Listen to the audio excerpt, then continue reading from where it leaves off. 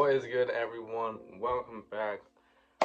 Man, it has been a while since I've uploaded on this YouTube channel. Look, there were some things that had happened during the start of the year that prevented me from making that top 100 albums of the year. Now, if you do want to see that post, it is on my Instagram channel, which is Daniel's Discs. Unfortunately, it got hacked, so instead of it being DISCS, instead of a C, it's a K. Just a little thing there. I'm aware my hair's a little bit all over the place. I just got out of the shower. But to be honest, I didn't really want to waste much time. I'm trying to think of stuff to say. Okay, so yeah, there's some records I'm going to start off with in this section here. Only because, even though I bought some of these a while ago, I haven't actually got around to listen to them. And I like to do a lot of this in like an alphabetical order. So I don't want to like mess it all up, if you know what I mean. But before I actually enter that, I want to go through my CDs. But this other one thing, I don't buy cassettes that much, but I did get this one because I was out with my girlfriend one day and we were at this place called Shabbatel, which is down my road. And I don't know, I was talking about opera and this shit came up, so I thought, let's get something to remember that day by. Obviously I got some nice little tattoos since last time, so what can I say? Or did I think I might have had that one before. But anyways, enough about that. Let me get the CDs out. Okay, the CDs I'm going to go over pretty quickly because, to be honest, I don't really bump CDs that much anymore. And a lot of these are kind of from when I was in like year 7, when I was in year 6. So this does not reflect my music taste, but I will say the ones that do, if that kind of makes sense. Okay, so I was a massive 21 Pilots fan. I got Trench. I had Vessel. I don't know, I'm speaking in the past tense. So yeah, for that, let me get back here. Okay, let me get all of them. Where's the blurry face? Here we go. Now the thing is, I like 21 Pilots. I still think these are the only 3 albums that really go. Well, no. These were my 3 favorite albums, but these 2 are the only ones I go back to at all. I still think this has got some pretty good stuff. I think Trench is still pretty good. Blurry Face, in my opinion, is one of the most poorly rated albums ever. I think it's aged so poorly. Next, I'm trying to do it in like a chronological order with these CDs, because some of them I have bought fairly recently.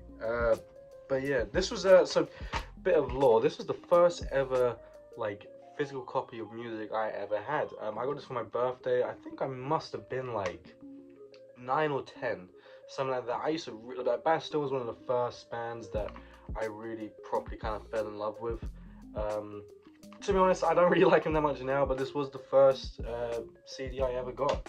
The first CD I ever bought, surprisingly, Blue Neighborhood by Troye Sivan. I'm sure if I actually went back to this, like, I remember, what was this? Youth, that was it. Youth. I'm sure if I listened to this shit again, I probably would like some of the tracks. But yeah, shout out Troye Sivan, man. I got this from my sister from the Declan McKenna. What do you think about the car vinyl? I think that was the name of, or was it a self-titled? But it came with the vinyl.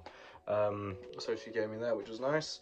I stopped listening to these guys, and then only like the past year or so I really started bumping them again. That's My Chemical Romance. Look, these 2 albums right here, classics, man, absolute classics. Yeah, I'm still happy. I'm happy I didn't get rid of these, because there was a lot of CDs from my like emo phase that I got rid of. Like, I think I used to have some like Panic at the Disco and Fall Out Boy and shit like that, which I do not listen to anymore. Anyways, okay, now and this is one. Yeah, I don't fuck with Eminem at all, but I've got this album, but I don't like Eminem. This used to be like my favorite band of all time. I got Neck Deep's Life's Not Out to Get You. I remember one time I attempted to draw in all of this, and I got pretty far, and I was actually pretty good at that. I'm pretty sure I have one other. No, have I lost it? No. Oh no. Oh, I like that album as well. Okay, I used to have their like 2017 album, the one where it's like the guy had. I've got the fucking poster from the tour. I can't remember what it is, but there was one of the other albums. Oh, I think it was like the 2017 album. I can't remember what it was called. I used to have that on CD. I don't know where I put it. I don't know why I would have kept this one and not the other one. That's a shame. Last one from that kind of era of my life, I got the Gerard Way solo album, Hesinating. Now, this is actually pretty good. I listened to this again recently and I forgot how good it is. But at the time, I think I just got it just because it had Gerard Way on it. Okay, now these next few albums are shit like I bought like fairly, like at least within like the past couple of years. This is like actually, this is from now on out, this is reflecting on my music taste.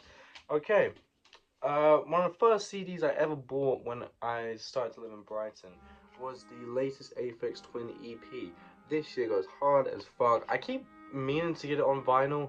I probably will eventually, but I really want to get, because I know there was like an OVI strip one, which I really wanted to get, but I think I missed out on it. But yeah, this is a really, really solid EP. It's one of my favorites from the year as well. Okay, now some of these, I gotta give a big shout out to my friend Finn, for getting me these. Because at the time, I was a big Kanye West fan, right? Still don't mind some of his stuff, but obviously controversies are controversies. I ain't gonna get into that because it's already been discussed enough. Horrible guy, but at the time I really fucked with his music, and I wanted to try and get all of his albums on like a physical copy, and I could never find the CDs. But my friend Finn gave me Graduation, Watch the Throne, and Late Registration. I specifically wanted this one the most, just because obviously the only vinyl you can get of it is a bootleg, and while I still want to get that, I wanted actually an actual real, real one that was pressed out by the label, being the Graduation CD. One I actually bought myself, and I still am never gonna take this little, I'm actually such a fucking idiot, it was under my leg, The Peace and the Panic. This was the album I was talking about that I really liked. It came with a collector card, if I remember correctly. Where that collector card is, I do not know. I must have left it at my old place, but I think I got the drummer. No, I got the bass player. I can't remember his name, but yeah, Peace and the Panic, really good album. And Green Day Dookie. That I can't believe they were just sitting right under my leg. This is a pretty good album. Actually, I've seen Green Day twice live, and while they aren't, I'd never consider one of my favorite bands of all time, but I highly recommend seeing them live because they are really, really good. They know how to get a crowd going. Last of the Kanye CDs, of course, Yeezus. I listened to this again recently, and it's like one of those things where it's just like, fuck, why does this guy have to be such an arsehole when? Because I think this album's 10. I think this album, it's grown on me to literally every single listen, I think, and last listen was like really snapped to me that I really fucked with this album. Jesus, there we go. Then we got Rodeo by Travis Scott, which I got a nice little poster back there behind the Pikachu. I think I got this before I got it on vinyl. Spoilers. But again, I think I would have got this anyways, even if I had the vinyl beforehand. This is the most recent CD I got, which is The Mysteries Dom San. I can never pronounce this. It's the Mayhem album, right? Look, I've been getting into like death metal and black metal and shit a lot more recently. Look, there's a lot of shitty people in this band, but it's a pretty good album. And the final one, this is the rarest CD I've got. A lot of people I know online are very jealous of this because I think they missed out on the drop, but I didn't, of course. And that is A Great Chaos by Ken Carson. I'm very, very happy. But the fucking problem is, right, I was waiting ages to get this CD to finally come through the mail. And I don't know if you can see, yeah, do you see that little scratch? I'm like, what the It was like, if I didn't have the scratch, it would have been perfect. But, yeah, I'm still happy I've got it. I was just pissed that, yeah, of course, the fucking got scratched. But it is what it is. Anyways, now on to the part of the video that you guys have really been wanting to watch, I hope, my vinyls. Now, I think I'm nearing 200 vinyls in my collection, which I'm pretty proud of. But yeah, first I want to go over the ones I just haven't got around to listening to yet. But all of these other ones I have listened to multiple times, so I gotta make that clear. First one, to be honest, I had not heard this album prior to buying it, so I listened to it on streaming services, but I actually haven't listened to it on vinyl. And that is First Come First Served by Dr. Doom. Now, I only really wanted to get this album just because I I fucking love bad album covers, and this is for me is kind of a so bad it's good because it's such a horrible Photoshop. I don't know why there's a massive cockroach here. I don't know why his hand's so big and there's a rat in a burger, and there's a random gorilla and someone throwing out whatever the fuck. And it's like a random, like, was that like a gibbon or some shit? But yeah, I mean, when I listen to the album, like, the album actually isn't that bad. It's just the cover art is. So yeah, I got that. I got this actually fairly recently, to be fair. This again, but by the way, when I say like I haven't listened to this one vinyl, I've listened to this all on like stream, so I know, like, obviously I'm not gonna buy the album if I don't. Aside from like rare occasions where I haven't listened to it beforehand. But anyway, I got this in Bristol. To be honest, the only reason I got this is because I really fucked with the cover. It's only 2 tracks, but they're pretty like nice little like trippy, weird kind of electronic kind of tracks, I suppose. That's only the best way to describe it. It was a $5, so I thought, hell yeah, I'll get that. This is the most recent vinyl I got. I got this literally like a couple days ago, and that is Accept by Dead Calm. Now, I bumped this album like crazy when I got rejected by a girl. So, you know, I really fucked with this album. I'm really happy because I keep meaning to get some more Liam McKay albums on vinyl, but this is the one I really wanted, and I got really nice pressing, and I think, correct me if I'm wrong, I believe this is limited to 50 copies. So this is one of the rarest albums in my collection, but it's a really, really nice pressing. Yeah, I mean, I still think like it's grown off me a little bit. Just because I do think, like, while some of the songs are like a little bit repetitive, it still just fucking hits for me, man. I really like the vocals. I think the lyricism is actually pretty nice as well. It's a lot better than a lot of Liam's like past work. I'll say that for sure. Next, let's go with, this is still in the bag I bought it with. That is Slant Face Killer by Conway the Machine. Now, the problem with a lot of Conway's music right now is, after God Don't Make Mistakes, all of his albums, in my opinion, have been good. But before, man, they were amazing. And I haven't got any of those amazing Conway albums on vinyl, unfortunately. But I'm still happy to have this. Because this was one of my favourites of last year. Despite it still being a little bit of a letdown. Still was really, really solid music on there. Next, really dope soundtracks. I think I just stumbled across this, right? I didn't have any plans or desires to get this. I just found it.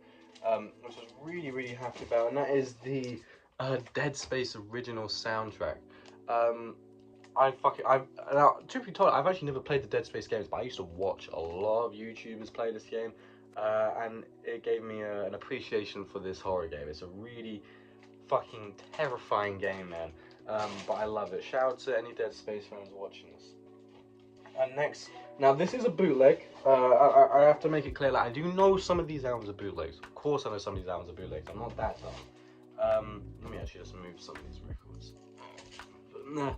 So I got Watch the Throne by Kanye and Jay-Z on bootleg vinyl. One of the record shops I buy from Cult Hero, they do actually have the proper pressing of it. I think it's coming out in their shop fairly soon, so I probably will get it and just eventually try and sell this, because I'm trying to sell some of my bootlegs. So if anyone's in Brighton and you hear me talk about some of these bootlegs that I want to sell, hit me up and come with a reasonable price. Next, I got Selected Ambient Works 2 by Epic Swin. To be honest, I don't know whether this would be a controversial opinion or not. Now, I'm not the biggest Aphex Twin fan. I love a lot of his music, but I wouldn't say I'm like a dedicated hardcore fan. But I will say, I was so hyped to listen to this album because the first song I heard from this was 3. I fucking love this song, my favourite ambient songs of all time. And I don't know, it's kind of hard to explain, but it just wasn't as good as I thought it was going to be when I fully listened to it. It's still really good, but I much prefer the first Selected Ambient Works. But anyways, that is the albums that I haven't properly listened to on vinyl. Now on to shit that I've always been bumping, which is all of this. Right, I started collecting records when I was, I want to say 15 or 16, and now I'm 18, about to turn 19. So this has been 2 to 3 years of a dedicated hobby, I'll say that for sure. It's an expensive hobby, I won't deny. Oh, I can't believe I forgot I got a new record player. I can't believe I fucking forgot to say I got a new record player for my no, for Christmas. It was for Christmas. It's so much better than my old one. Oh my god, this shit is a masterpiece. Thank you to my mum and dad for getting this for me. It made a lot of records sound a lot better, because the problem with my old one is whenever there was like even just a slightest amount of 808s, it would scratch it and it was just such much static. And it was so annoying. But I re-listened to all of these albums on here and it's just significantly better, I'll say that. Anyways, now I believe these are all in alphabetical order. I think one time when I was, I think I might have been drunk. I don't know why. I think I just started listening to it. I just put it away badly. That was it. Like I took some records out. I was into it. And I was drunk. I put it away badly. So there might be some that might be like just a little bit out of place. Might be like, that doesn't make sense. So I just want to preface that. Let me just put my wallet aside. Okay. Let's start off with the first record. Savage Mode 2 by 21 Savage and Metro Boomin. Now, I am not a 21 Savage fan in the slightest. However, this album, really good. I've always been a sucker for these kind of like covers.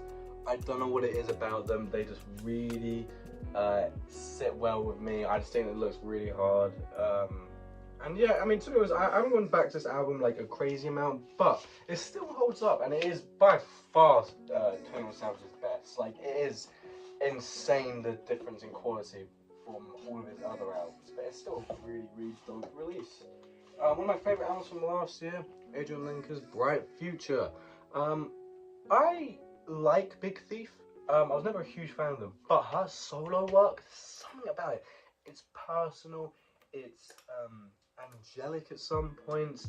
It's her vocals are so beautiful. Specifically on songs like Vampire Empire. What was the other song I really like? Sadness is a Gift. Oh, Sadness is a Gift. Real House as well. It's one of my favourite intros from last year.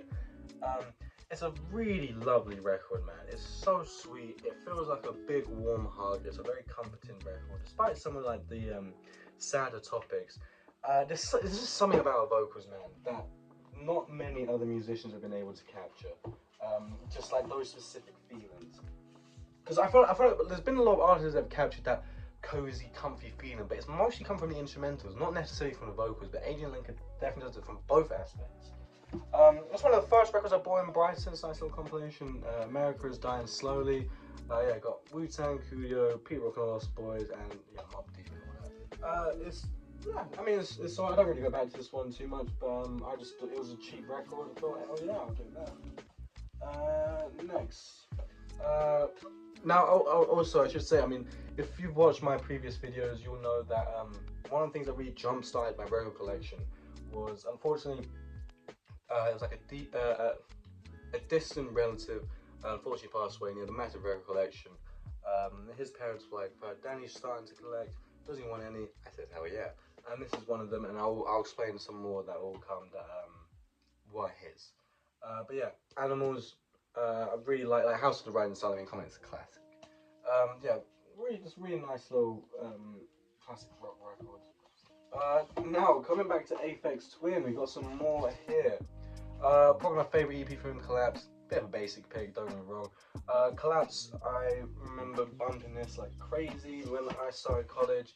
That was when I really started to get into Aphex Twin. Like, I heard of them a little bit before, but only like hit some tracks here and there. Really like this EP though. Definitely my favourite from him. Okay, next. Oh wait, this was pushed back a little bit. See what I mean by putting it back in bad order. American Football. I believe, is this signed? No, I thought I got it signed. Oh wait, no, it's this thing. This bit that's signed. What? No way. Yeah, to be honest, I think because of how highly regarded this album was, when I first listened to it, I was a bit like, this didn't hit as hard as I want to. Listen to it again recently, I understand the hype perfectly. I mean, I'll See You When We're Both Not Emotional. That is one of my favourite songs of all time. Such a classic album cover as well. I mean, like, if you're really into music, you'll instantly recognise this cover, and for good reason. Let me actually put this back in the... Yeah, no, this does go before Aphex Twin. Yes. Yeah. Sorry for any weird like little pauses and jumps. Next, my favorite Aphex Twin album, the Richard D. James album. My favorite Aphex Twin song is on here, which is Finger Bib. Yeah, I listened to this part of a what's it? So on my music account, sometime last year actually. That's crazy. That's actually been that long. Um, During the month of May, I believe it was, me and my friend Sol did this 30 days, 30 albums thing. And this was one of them. So I always wanted to listen to this and wanted to try and find an excuse to. And here we are, and it's in a physical copy now. And I think it's just, I think it is his best body of work for sure. It's a short release, but it packs all the great aspects from his other albums. But for me, makes it just slightly better all in one on this. If that kind of makes any sense. Next, the album I was just talking about before, Sexy Damien Works. This is the first Aphex Twin album that I listened to, which I think is probably the same for most people. Yeah, I mean, you're gonna hear the word classic a lot in this video, but it really is just that. You can't go wrong with any of the songs on here. I do need to I always wanted to make like a proper review on it. I'm just gonna put my water down here. I always wanted to make a proper review on it. I'm still got around to it. Now, I hope this doesn't get me taken down. I hate this cover. I mean, it's iconic, but for all the wrong reasons. It's the Window Licker little single, EP, whatever. Window Licker is one of my favorite songs of all time. But I hate being like I remember it's kind of like, oh, Danny, what did he get? I think I must have got this at like Cult Hero or something like that. So what did you get from Cult Heroes? It's not the best cover, I won't lie. And like, it's one of the things where if you're not really into music and you don't know Aphex Twin, I'm not like a fucking weirdo, I'll say that for sure. But it's still really good. Like, I recommend listening to the few songs that are on this. Next, one of my favorite soundtracks of all time. The soundtrack for Her, made by Arcade Fire and Owen Palette. I'm not the biggest Arcade Fire fan, and I wish I was. It feels like music that I should really be into, but this is the only songs that I really go back to when it comes to Arcade Fire. Specifically Photograph and Song on the Beach. I think they're one of the best instrumental songs of all time.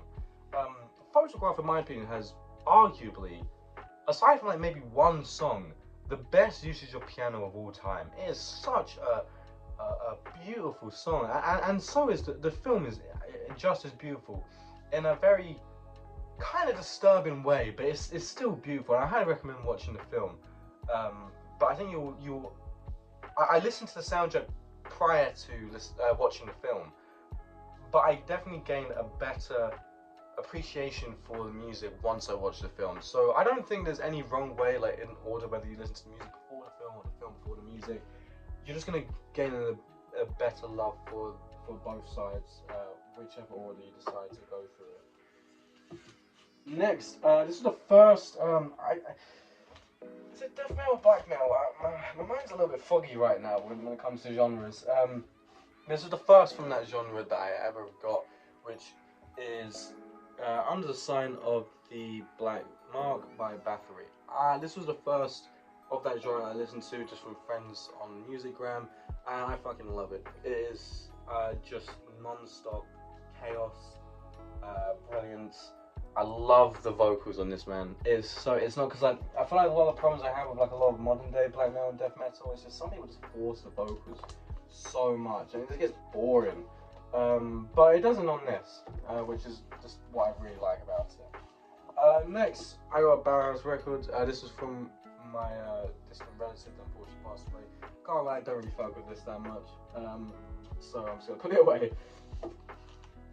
Next, Beabadoobee Beatopia. Now look, whatever you want to say about her recent just crash out, oh my god, this album is so good. Now it's got like a nice little like green pressing. I would get out, but fuck me, I rarely get this vinyl out just because I don't like throwing plastic covers away that much. And to be honest, it's not even just it's just because I don't like just throwing random bits of plastic out for no reason. But whenever I try to put this in other, it's so hard to get out sometimes. Like it's a son of a bitch to get out. But look, Beatopia, man. This was, I think, my second favorite album of 2022, and for good, because the chorus, oh my, The choruses are so good. It would, if it wasn't for the last song on this album, it would be a 10 out of 10, and I stand by that. I love her vocals. The lyrics are a bit are a bit to be desired. I don't think Beaver is like the best lyricist by any means. I think she does need to work on the aspect of her music. However, just excluding the last song, is just fucking damn near perfect. It's really nice, sweet little, I don't know whether we'd say like lo-fi pop or whatever, but it's just, I just really like it, man. Yeah, it's one of my favorite albums from that year. Next, Abbey Road by the Beatles. This is like one of the only Beatles albums I really like. I've just never really been a huge fan of the Beatles, but this album I think is pretty tough. It's got all like my favorite Beatles songs on here, anyways.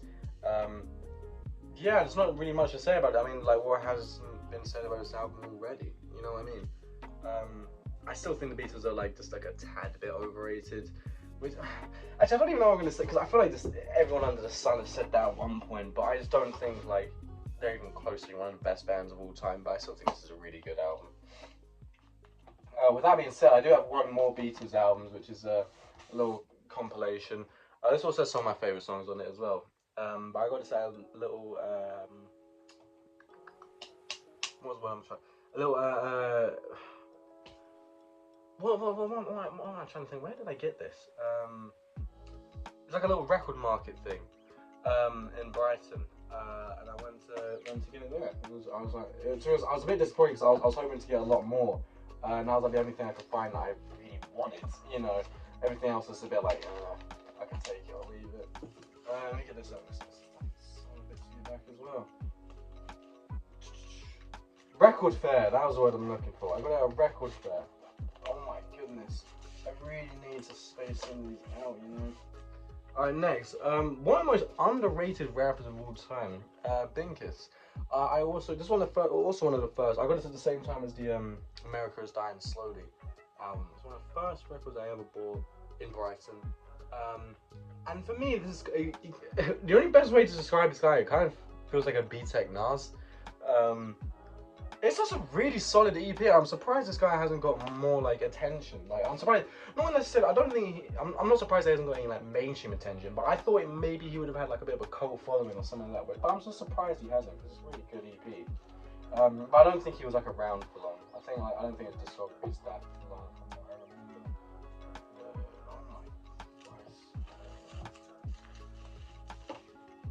Okay, next, the only other Liam McKenna album I've got in my collection, which was my favourite for a while, and that is Birthday by Boyhood. Again, this came to me at a very weird time in my life, because I kind of discovered what it meant to be fucked over by a situation. Shit, but let's just put it that way. There was this one like little like long story short, like looking back now, it's not anything to like care about, but it's like I spoke to this person for like a week. Didn't end well.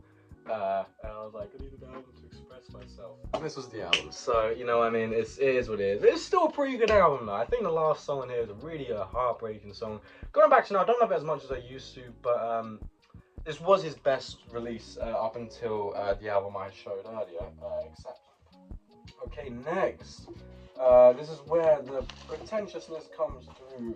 As I've got Anthem Up There by Black Country New Road. Now, this was my album of the year for 2022. Now, like, would it still be my favorite that year? Probably, actually, now that I think about it. Obviously, it's the last album that had Isaac on it. Man, I listened to it so much during, like, around the time, I think it was when I was doing my GCSEs, I think it came out just around then. I listened to this shit so fucking much. I still have a review up on this channel of it. I think it's privated now. But yeah, there's so many things about this album that are just... It's like, you know, around the time when you were like looking at stuff like Radio Music and stuff like that, and just everything on YouTube to do with music, this album was talked about non-stop and was always at the top of people's lists, and it kind of got like, you're like, oh fuck, are people gonna put anything different? But it was so hard not to, because it's just such a great album. Like, it's like, no shit, this was one of like everyone's favorite albums of the year. It's just so good. Now, I have got their other two releases, which I'll get out because I feel fairly similar to both of them.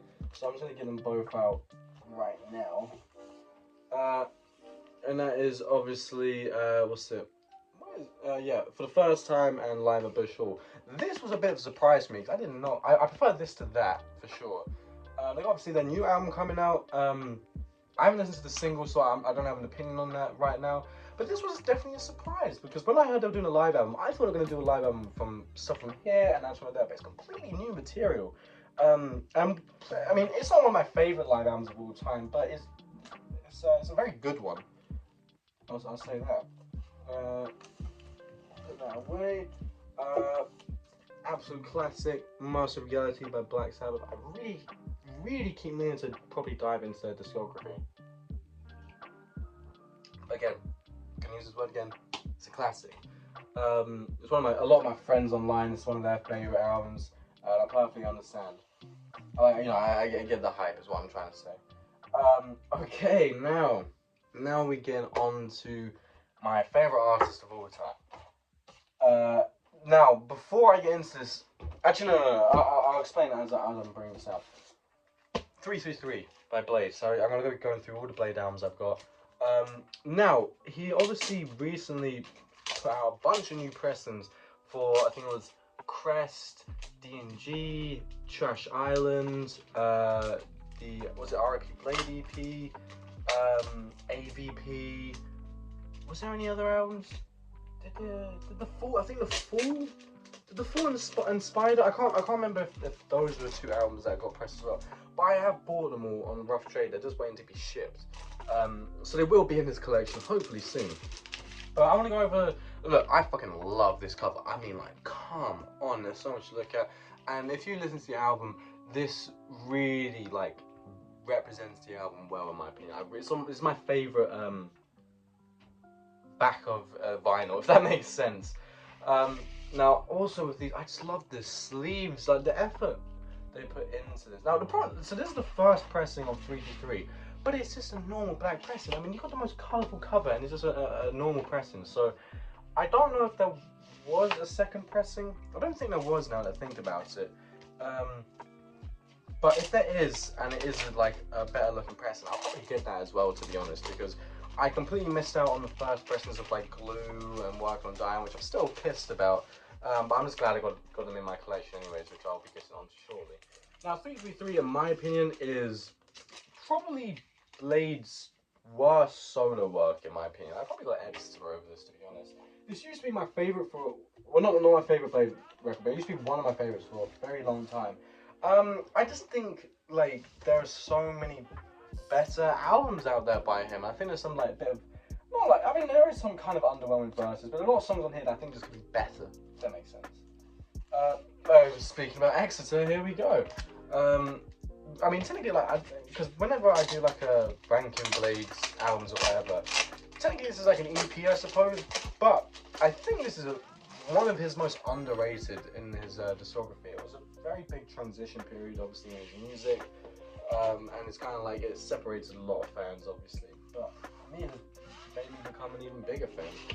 It's definitely, like, in the lower echelon of Blade albums when it comes to, like, what my favorites are, but I still think it's like a 9 out of 10, probably.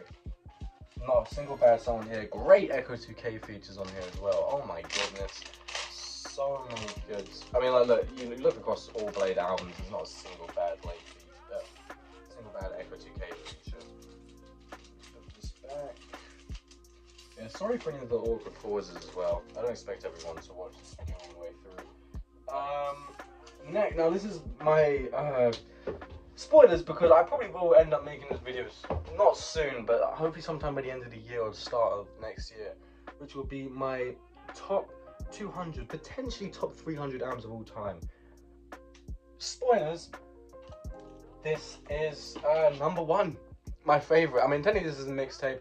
My favorite album technically of all time will come later, but it's my favorite mixtape of all time and just my favorite project overall. One of my favorite nice little sleeves as well. I mean, it's like a nice little purple sleeve, but it's got the,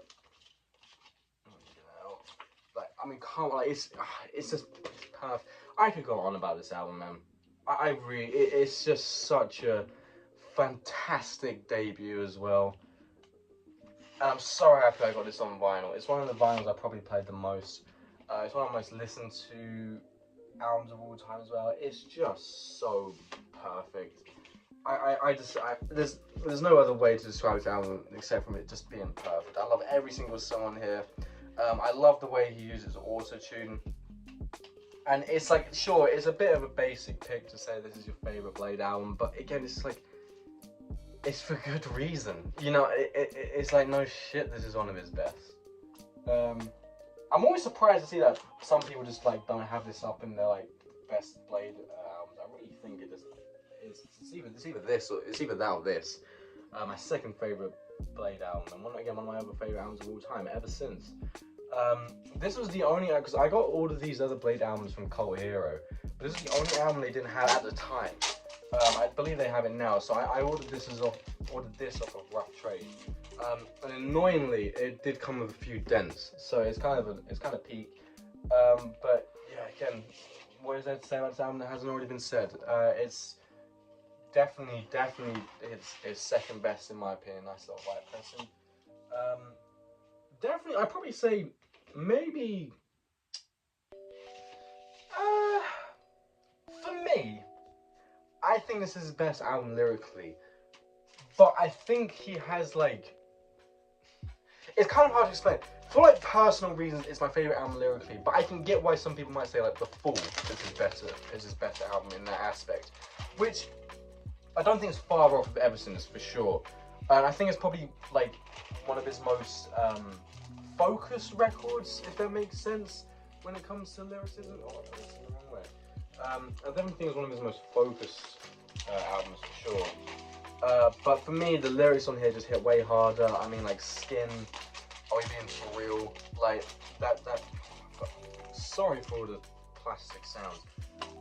Skin is one of my favorite outros of all time. It has what's the lyrics? It's like you know, when you're talking about like the raindrops and shit, man. Like I remember listening to that shit for I was fucking bawling my eyes out. It's like, you know, no matter where you are in life, no matter how shit you may think things may be, just appreciate the small things. I think that's the sentiment he was trying to get across on that. It's just such a man, it gets me emotional sometimes even thinking about it. You know what I mean? Next, Working on Dying by Blade. You know, I'm not gonna get all these albums out just because it'll just take too much time. I'm glad to see, because I like to consider Cold Visions a bit of a sequel to this. Obviously, Filthy, legendary producer, produced a lot of these songs. It's one of his hardest ever. I mean, like, Red Light Moment is one of his best intros. Cherry Bracelets is a fantastic song. All the songs of Lean on here are amazing. And definitely, yeah, I'd probably say this is my top 5, maybe? I consider it a 10 though, for sure. And another 10 would be Red Light. I consider this the best way. I don't know whether I'd say I'm proud of myself for coming up with this. I'm probably not even the first person to come up with this, but I always consider this like a less poetic Ever Since. But it's still a 10, and that's like the craziest part about it. It's still a perfect record, and it's so great. I'm like, I see so many music snobs like trashing this album, and like, we must be listening to a completely different album because this shit is fire. This shit is so good. Next, going from one spectrum of rap to the other, we've got one of my favourite, I suppose, coke rap albums, Killing Nothing by Boldy James, and was it, yeah, Real Bad Man. Unfortunately, this is the version that did not come with the poster, but I'm still happy to have it. This is the only Boldy album I have. There was another opportunity I think I had to get. I think I was thinking about ordering one of his most recent albums from last year, but just don't think I had the money for it at the time. But this, it's one of the few albums that I think kind of sounds better on vinyl. I don't know why. It's just, I'm glad I just really wanted at least one Boldy James album in my collection. I'm glad it was that one. It's not my favourite though, but it's definitely glad I have it. One of my other favourite albums of all time, For Emma Forever Ago. I don't like to make these kind of statements about music too often, but one of the most I've always held this opinion. There will never be a better heartbreak album than this. I still remember where I was and what I was doing when I first listened to this. I was in year 10. I was going to bed. I was sleeping in my bed. I got a new pair of headphones, and I thought I kind of want to listen to a sad album. I don't know why. I was like, I just want to listen to a sad album. And this album came up, and I was just like searching some stuff up. And from then on out, it's just been one of my favorite albums of all time. It is really just. I'm really excited for his new album. Unfortunately, I don't think he ever really captured the beauty of his album with his other albums. I think like his other albums are still really, really good, but this is just so far ahead of all of his other works. Yeah, at least in my opinion. But I love the EP from last year. Like award season, what a great song. Next, I'm gonna get both of these out at the same time. The Minecraft soundtracks. Now I always kind of roll my eyes a little bit when someone says this is their favorite soundtrack of all time. It's just a pretentious music fan of me coming out. I think there are a lot better soundtracks. I think this is a lot better than that. I definitely prefer the Volume Beta record more than the other one. Mostly because it's got two of my favorite songs up here, of course. But see, whatever you want to say about these albums, C418 is one of the biggest people in the media for most people I know. Like, let me rephrase that. When it comes to people I know, like people my age, he's been one of the biggest figures in music since I'd say we kind of gained consciousness, really. I mean, you're a Minecraft fan, you know exactly why I'm saying those reasons. The game isn't the same without the music, and that's for sure. It really isn't the same without the music. And in that aspect, he is just a genius. He shaped generations of people's memories. Like, doesn't that, like, it's great, like, look, because obviously there's, like, many albums on here that I think people still feel the same, like, oh yeah, my friends listen to all these albums, we have a lot of good memories of this.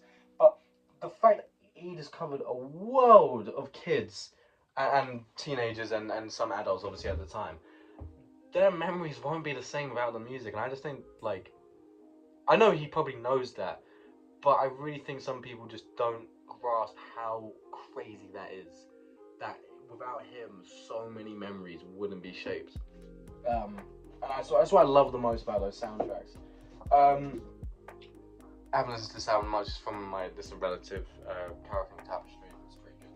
But yeah, it's not really my type of music. Next, Twin Fantasy by Cassie Headrest. Now, I'm a sucker for these, like, do you hear that? Do you hear that? I love when records are, like, made with these, like, sorry, it's going all over the place. I just like the feel of these kind of records. This has always been my favorite Cassie Headrest album. I've seen them twice. I got a new album coming out, really hyped for. Again, it's a basic pick, but I just think this is their best album. Beach Life and Death is one of the best songs of all time. Bodies, Sober to Death, Twin Fantasy, like, you know, it's so many good songs on here. Great songwriting as well. Next, I've got one of the other live albums I've got. I got this for Christmas, I believe, a couple of years ago. I'm actually going to get a tissue because I realize I'm sniffing quite a bit. It's one thing, I like that album quite a bit, but I'm just not a huge fan of the singing on some songs, but that's all. I'll be back.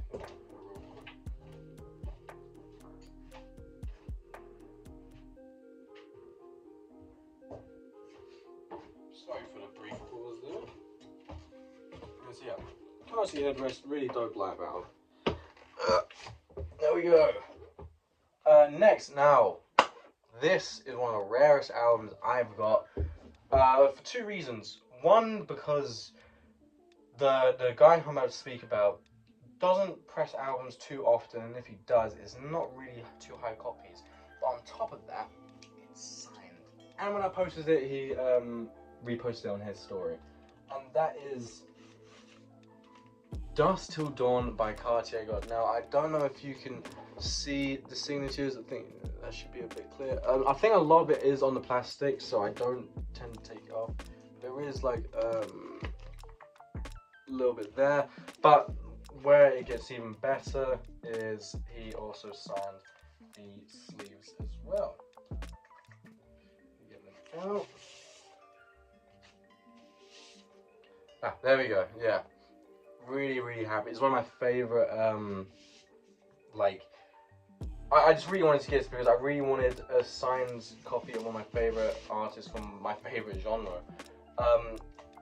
Kaya God is one of the most underrated rappers, specifically when it comes to influence, especially on like the plug sound. He really is just a visionary, and he's been in music for so long. I find that some people just really like don't realize how long he's been making music, and he keeps making crazy good albums all the time. Last year, he released like a dozen or so EPs, and they were all amazing, and also released 2 fantastic albums as well. Like, In My Trance, what an album! Upon really, because it was, I think it was like my 50th favorite album of last year. When I listened to it again fairly recently, it has actually become. If I were to redo the list, it probably would be a lot higher. It probably would have been my top 20. That's how good it is. And he's such a versatile rapper as well. Reed's covered a lot of different sounds.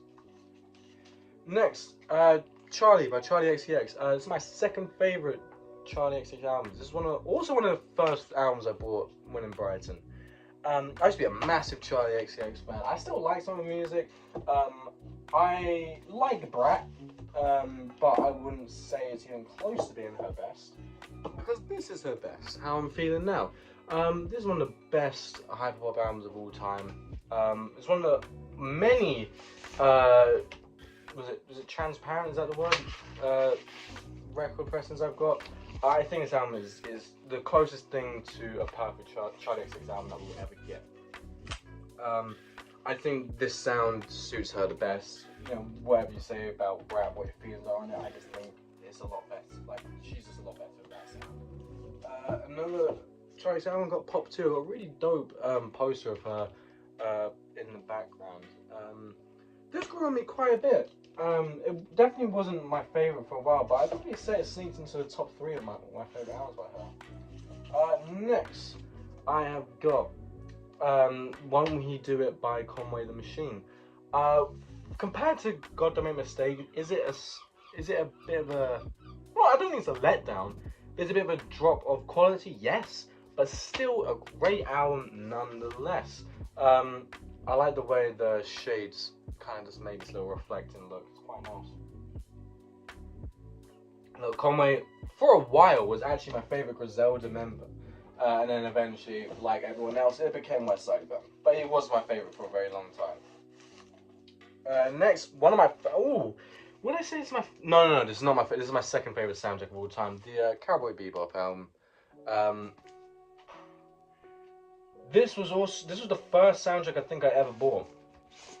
Where I used to live, me and my friends were really big anime fans, and I used to like talking about this anime quite a bit, just because it's one of those few, like, you know, in my opinion, the best animes are usually the ones that last like a season or 2, just because they seem to jam-pack every great aspect of the writing, the animation, the music, the story, you know what I mean? They seem to jam-pack it all into one fantastic season, and Cowboy Bebop is just yet another example of one of those types of animes.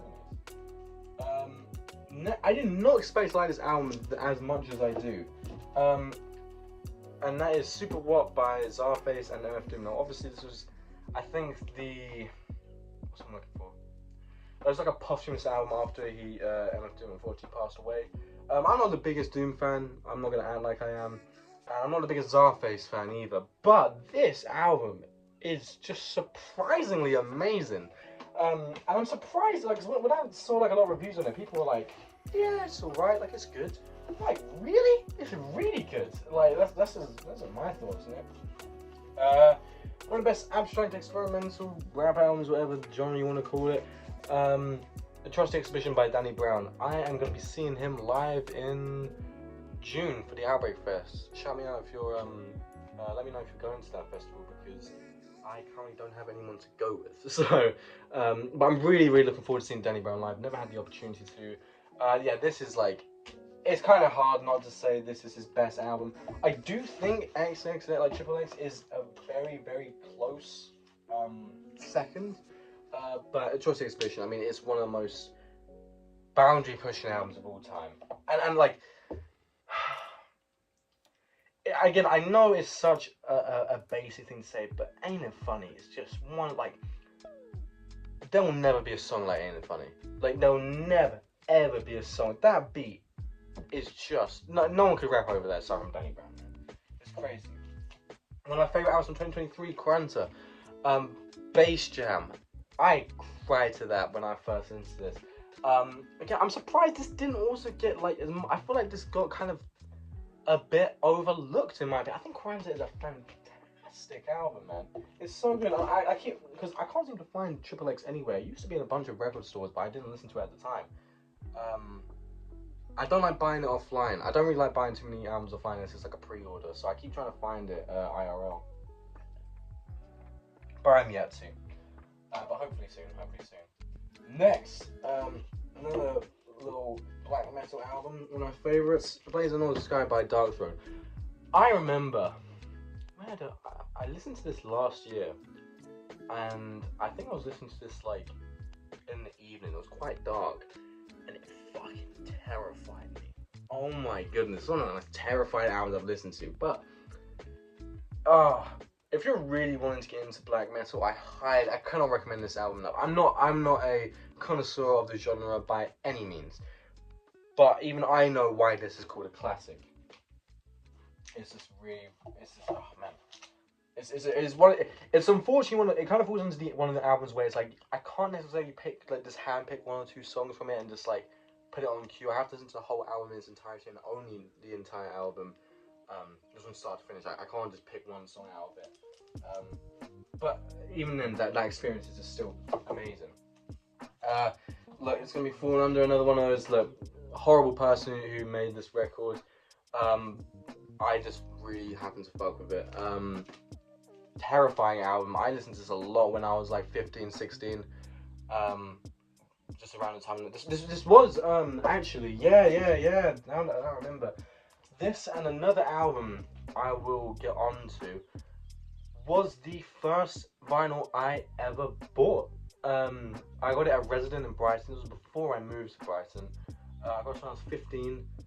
And yeah, there's two albums in mind that I just really wanted to get, and this was one of them. And I'm glad I had it, because I couldn't find it when I was looking. I was like, fuck, I don't have it. But when I asked behind the counter, I was like, yes, we do. Next, really happy I found this, an RSD Essential, Government Plays by Death Grips. So overhated. What the fuck? This is one of their best albums. This is better than Year of the Snitch, by far. Oh my god, are you kidding me? This album is amazing. I do think they obviously have better ones, like these other ones I'm going to talk about. I got two versions of No Love Deep Web. I got this in America, and I got a few records, like the Watch the Throne I got in America, and I'll explain some others I got in America. I was so happy when this was the when I first discovered Cult Hero, which is my favorite record shop in Brighton. This was the first album I think I bought from next. I was like, what the fuck, they have this? I'd probably say this is my, honestly, maybe my third favorite Death Grips album, I'd say, yeah. It's one of my favorites. I mean, like, No Love, again, Basic Big, but it's such a fantastic song. I'm very happy I got this in America. Now, I'm still trying to, because one of my favorite albums of all time, my favorite Death Grips album, is The Money Store. But I just haven't been able to find it at all. Haven't been able to find it IRL. Like, again, you can buy it online, but like I said, I don't want to do that. Still yet to find it online. Next, this is also another RSD Essential, The Powers That Be. That's my second. Yeah, this would be my second favorite Death Grips album. Probably in my top 10 favorite songs of all time would be Billy Not Really. I think there's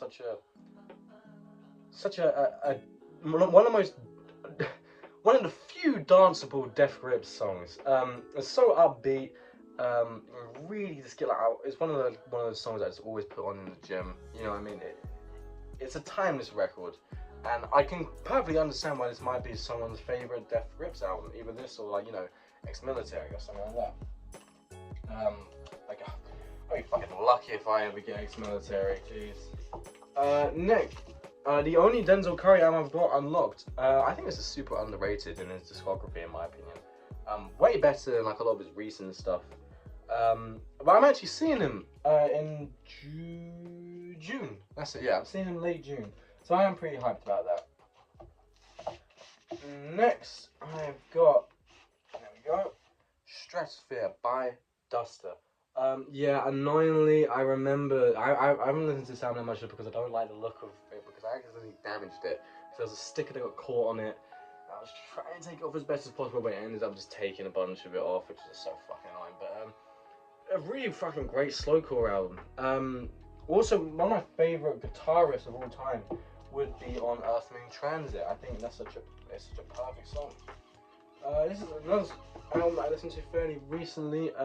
Some rap songs by Earl Sweatshirt. Man, I have a bit of a story to tell about this album. It was one of the first albums I listened to where it kind of got like slightly worse with more listens. Because when I first heard this, I was like, this is the best album of all time. Like, I was so adamant on the fact that I'm like, there will never be an album better than this. I can't believe I've just listened to it. I was on a drive to an open day at college in Brighton. I was like, this is one of the best albums of all time. There'll never be anything better. And I thought my second and third listens would be the same. Unfortunately, not. Does that mean it's a bad album? No, not by any means. It's still the best Earl Sweatshirt album. It's still a 9 out of 10 in my opinion. But that initial, like, I just thought this would go down as one of my favourite albums of all time. It just hasn't held up to that. Next, the only other Earl Sweatshirt album I've got, Vordia, I never know how to pronounce it. This was one of my favourite albums from the year that it dropped. Was always, like, heavily anticipating this release because obviously, you know, Earl Sweatshirt and The Alchemist. Can't really go wrong with it. Great album. One of the most influential albums in my life. Bit of a backstory. So before I really started listening to albums, like, before I started listening to music on like streaming services and stuff like that, whenever me and my family went on like little trips across the country or abroad, something like that, we have a selection of CDs in our car, which again, nothing out of the ordinary. A lot of families do that. One of the albums that was in that collection, which is still, I think it's such a fantastic album because at the time I listened to it and I was like, oh, it's only here because it's just, you know, it's just one of the few bits of music we can listen to in the car. But when I actually revisited it a couple of years ago, I realised, no, this is one of the best albums of all time. That is Perpetual Motion. Oh, I fucking pulled out the wrong record. Perpetual Motion People by Ezra Furman. I saw her live near my birthday last year. It was a little birthday present, I believe, yeah. There is really no album like this. It's so, like, whenever I say what I've just said, like, this is one of the most, I consider this probably the most underrated album of all time. I probably go as far as to say that, yes, I think it's the most underrated album of all time. I think it's a 10, it's perfect. But when people go, what genre is it? Tell me about it. What about the songs do you like? It's so hard to. You realise how hard, because it's just, the songs are like nothing you've ever heard before. Like, there's some indie rock elements in it. And that's about as best as I can say. The lyrics are very personal, but also very creative and witty. I'd say the one thing I like about something is the wittiness of it, which I don't really say about much albums, but I also think some of the most unique vocal inflections of all time as well. I just can't recommend this enough, but it's really one of those things that you have to listen to yourself to get a proper understanding and love for it. It's just so hard to just be like, yeah, I like it. You listen to it and then you'll understand. You can only really, it's like many things. You can't exactly describe it until you tried it. Next, this was one of the albums I got in my first, because unfortunately because of work, I will not be able to attend Record Store Day this year, which I think is April 12th. I am working on that day.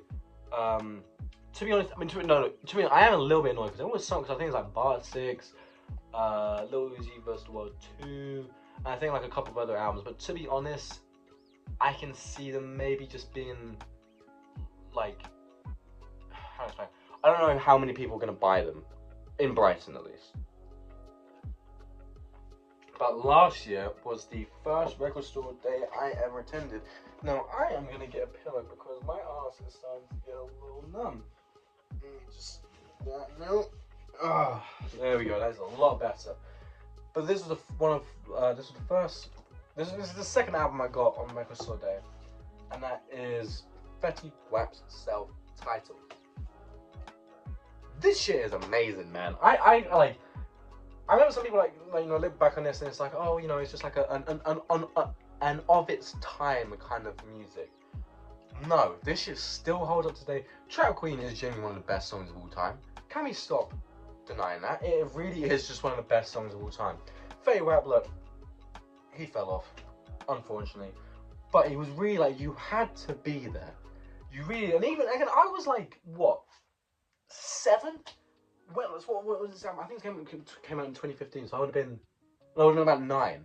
And even I remember the cultural impact this fucking album had. Because it was everywhere. It really was everywhere. And for good reason, because it's still just great music. Next, the only FKA Twigs album got Capri Songs. It's probably my favourite one of hers. I love the vocals. And I just love like the...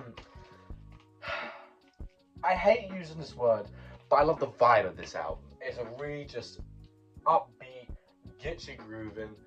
Some very kind of sad songs on here, but it still makes you want to like dance, even just the slightest of bits.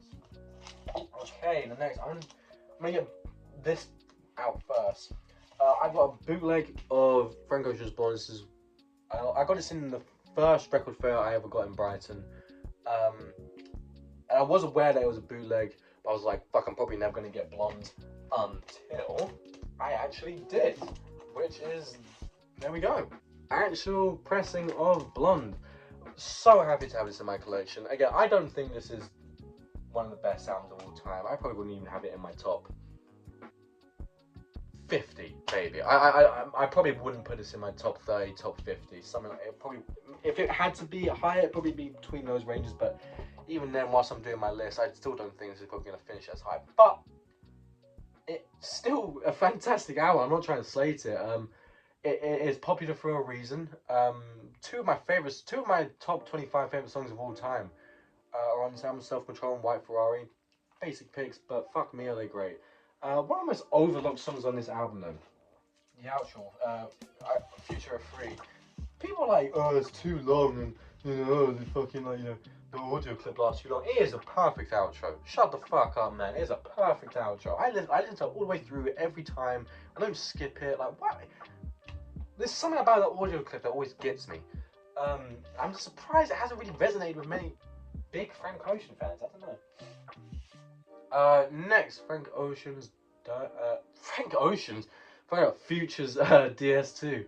Where Frank Ocean came from. To be honest, I think this album's just like a tad bit overrated. However, fucking dope sleeves.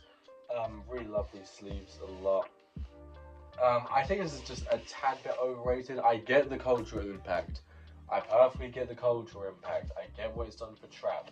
But do I think there are better Future albums? Without a doubt.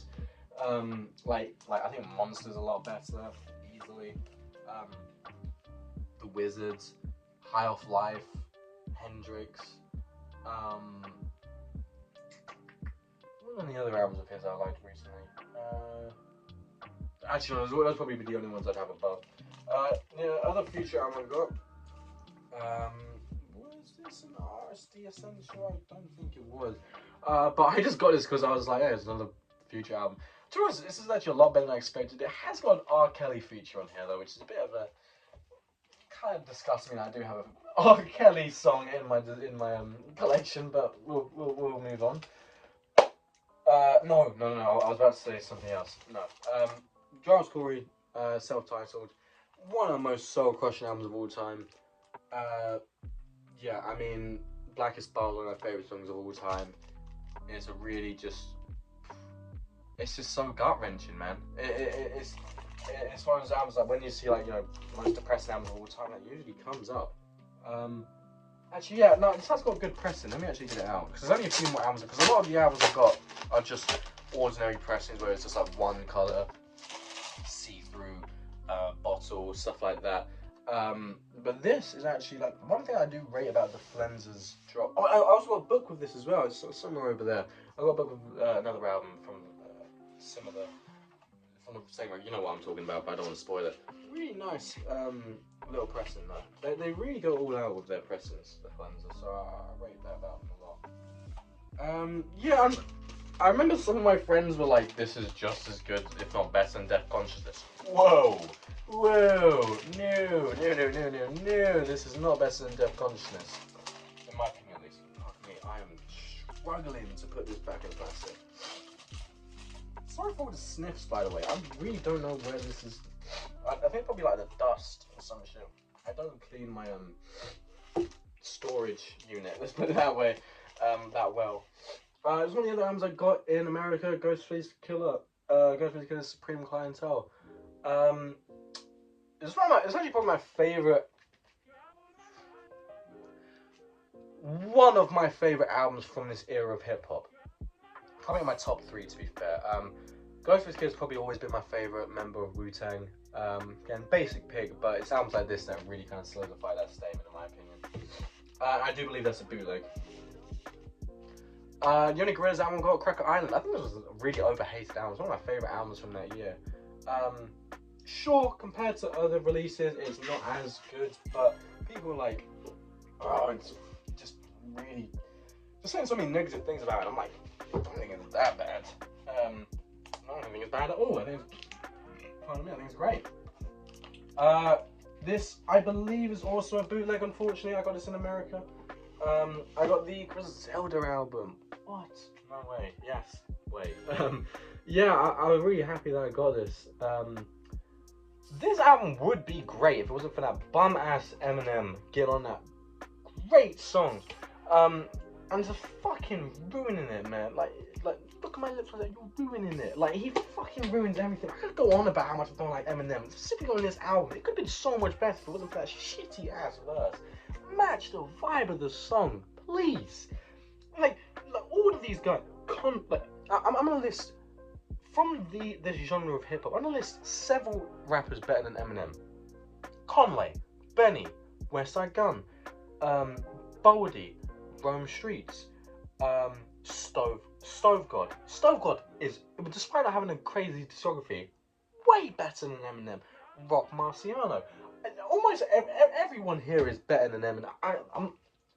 Let me hold back a little bit. All I'm saying is Eminem fucking sucks, man. All of these guys are way better than him. I've got Nav over Eminem. Yeah, sue me. Nav makes way better music than Eminem. I don't give a fucking shit about that hibbity-bibbity bullshit. If you're not gonna say much in your words, but think, like, why are we bringing maths into the equation? He can rap 7 syllables per second. Who gives a shit, man? Just make good music for once. Enough of that Eminem rant. Sorry about that. I had to go on a bit of a tangent. But whenever Eminem's brought up, I usually get something fuels in me. You know what I mean? Which is kind of annoying that I've led on from that, because now I want to talk about my favorite album of all time, which is Death Conscious by Have a Nice Life. I could go on about this album. This could be a video in itself. Some of the best songwriting ever. Some of the best vocal performances ever. Just another also very just soul-crushing release. But this is my favorite album of all time. Not my favorite project of all time, but obviously because it includes a mixtape. But it's my favorite album of all time. And I'm so happy to say that in the same festival Danny Brown's going to, Have a Nice Life will also be attending. And I don't care if I miss everyone else in the festival, as long as I see these guys. As long as I see these guys, I will die a happy man. And it's got a really nice pressing as well. I'm not going to go too much on about what I like about this album, just because I really think it will last a long time. But just please listen to it. It's one of those albums where I've always been like, look, I consider myself, I think one of the biggest flaws in my character is that I can be a bit pretentious. I'm not denying that, which you can probably tell from this video alone. I never like forcing my music taste on people. Whatever you listen to is whatever you listen to, as long as it's not like Tom McDonald. I don't give a shit. Listen to what you want to listen to. But this is one of the albums where I'm like, no matter where you are, what type of music you listen to, I can't encourage you. I'm just like, listen to this once. Just please. You don't have to like it, but just have that experience, man. Listen to it from front to back, and it just deserves to have a listen. That's just all I gotta say. It's the only way. That's the only time I really kind of force my. Because look, I love Blade, but I know he's not for everyone. I know he's not for everyone, but this, I'm like, this could reach so many more people. And just, yeah, really nice pressing. Yeah, I think this will go down as a timeless album. I don't think there will be an album that will hold higher than this. Again, barring like one mixtape. But that just goes to show how great this album is. And I still haven't done like my due diligence of like doing some research on this, because I think I remember like someone saying like if it wasn't for like a Reddit post, this album wouldn't be as popular as it was. Something like that. I could be very wrong, but I feel like I remember hearing someone say like if it wasn't for a Reddit post, bringing some attention. I'm sure that on top of like that already. Oh my god, I cannot get these albums back in there. There we go. Right. But anyway, what I was trying to say was, yeah, like, I think I remember seeing something about, like, if it wasn't for this one, like, Reddit post or something like that, it wouldn't be as popular as it was today. I could be very wrong in that aspect, but that's just what I've heard. I got this album in one of the other record fairs I got. It's like Swedish hardcore. Oh no, Finnish hardcore music. I don't know shit about this band, but aside from that, from Finland. But it was just, I thought like, I liked the cover. The guy was talking to me and telling me about it, and shit, I'll add that to my collection, I suppose. Don't go back to it too much, but it's still just pretty good. Next, I was so, oh my goodness, because this was the other, this was the last record store day. I didn't like attend it on the day, but I just got the albums that came from this record store day. And I was so, because not just me and my family have been searching from top to bottom to find this album, because we got it on CD, and there's always a joke that it was like, my mum said it was like, when you're having to split the inheritance, I wonder who's going to fight the most for that CD. Don't need to anymore, because I got it on vinyl, and that is my favourite soundtrack of all time. High Fidelity. It's my favourite film of all time. And this was one of the first, like, the first song that I ever remember listening to was You're Gonna Miss Me by the 13th Floor Elevators. And I always used to call Town of the Orange Men. Just a little fun Danny Law there. But yeah, I think this is the best soundtrack of all time. Without a doubt. I think it's an incredible soundtrack. And just an also incredible film. It is. I'm still yet to, because me and my girlfriend have been watching like different movies together. I don't like to force this movie down people's throats. I think it's just like, it's not exactly something you can just pop on and play in the background or whatever. I'm always like, and I like talking to my girlfriend, so I don't. It's usually whenever I watch this film, I'm usually watching it and just doing nothing else. So I'm still yet to watch it with her. I'm hoping she does like it. Because it's just, I mean, I watched that film. I got it for my birthday. I watched it. I think it was like a 25th anniversary in London, where John Cusack himself actually came out and do his little Q&A. And it was an all-around great experience, aside from a panic attack. But you know, next two albums I honestly don't really care too much about. Ian Dury, got this from the distant relative, and unfortunately passed away. It's not really, it's not my type of music really. Next, the limited edition version of Friends That Break Your Heart by James Blake. Now, unfortunately, ever since getting really into James Blake's music, almost all of his other albums have not hit the same as this. I thought James Blake was going to be like one of my new favourite artists, but I think I just kind of struck gold when this was the first James Blake album I'd ever heard. Which is a shame, because I do wish that his other albums just hit the same way, but unfortunately I don't. But Friends That Break Your Heart, great album, and it's a very like, because I like albums that I kind of, so I'm getting very uncomfortable sitting down on the floor. It's one of the few, I like albums that are very like kind of, I wouldn't say oxymoronic, no, that's not the right word, just sort of what most people think it is, it isn't about.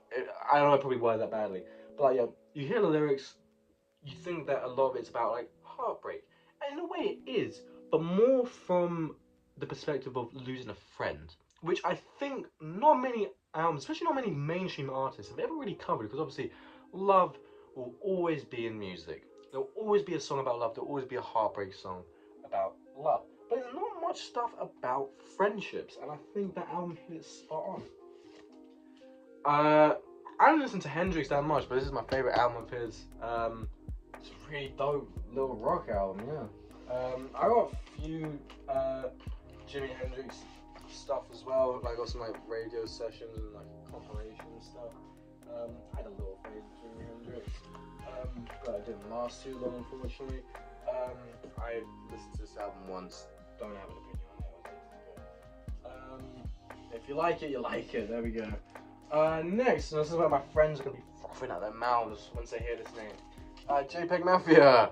All my heroes are cornballs. This is probably my. I don't really like rank them. I don't think I probably rank the albums. If I had to combine Devon Hendrix releases as well, I think this would fall just outside the top 5, which might strike a nerve in some of my friends. I think it's probably like his 6th best, if I just off the top of my head. Love the melodies on this. I love like the switch up from all his other albums. His most recent album, I Lay Down My Life For You. I was supposed to see him in Brighton on his tour, but missed it because of poor planning at work. My fault. And I'm pissed that I didn't get to see him because one of my friends did. And he's at a venue I really like as well. But next, this is probably yes, one of my probably my 5th favorite Peggy album, Offline or LP, whatever, by Peggy. For good reason. This album still like this will be one of the albums that like give it 10 years and this will go down as like another fucking classic. Like, that's the one thing I like about a lot of Peggy's music is that, despite me not being like a massive fan of his, a lot of his albums have got classic status already, which I think is just incredible. Like, whatever you say about him, I think the fact that he's already got that title for a lot of his music is something to commend. Now next I'm going to take both of these out because this is the first time I bought 2 albums, 2 versions of the same album. That's what I'm looking for. And this is actually the first album I ever pre-ordered. Fun fact. I really was just like, oh my god, JPEG Mafia and Danny Brown are making an album together. I don't care. I haven't listened to any, like, I don't think any of the singles have come out at that point or whatever. Like, I was like, I don't care what it turns out to be. I just want to get this album on vinyl. I have to get it out on vinyl. And I'm so happy I got this. I got a poster as well. I'm really happy about it, but I wanted to get this version as well. This was my album of the year for 2023. Like I think for most people, for good reason. It was just a combination of 2 of the best artists in their respective genre. And lo and behold, they made the best album of the year. Who would have thought? Next, I have got the Ghost Pop tape by Devon Hendrix, aka the JPEG Mafia. This album took a while for me to fully appreciate. I'll say that for sure. It took me a while to appreciate. Mostly because I think at the time, obviously, there was a lot of sampling issues.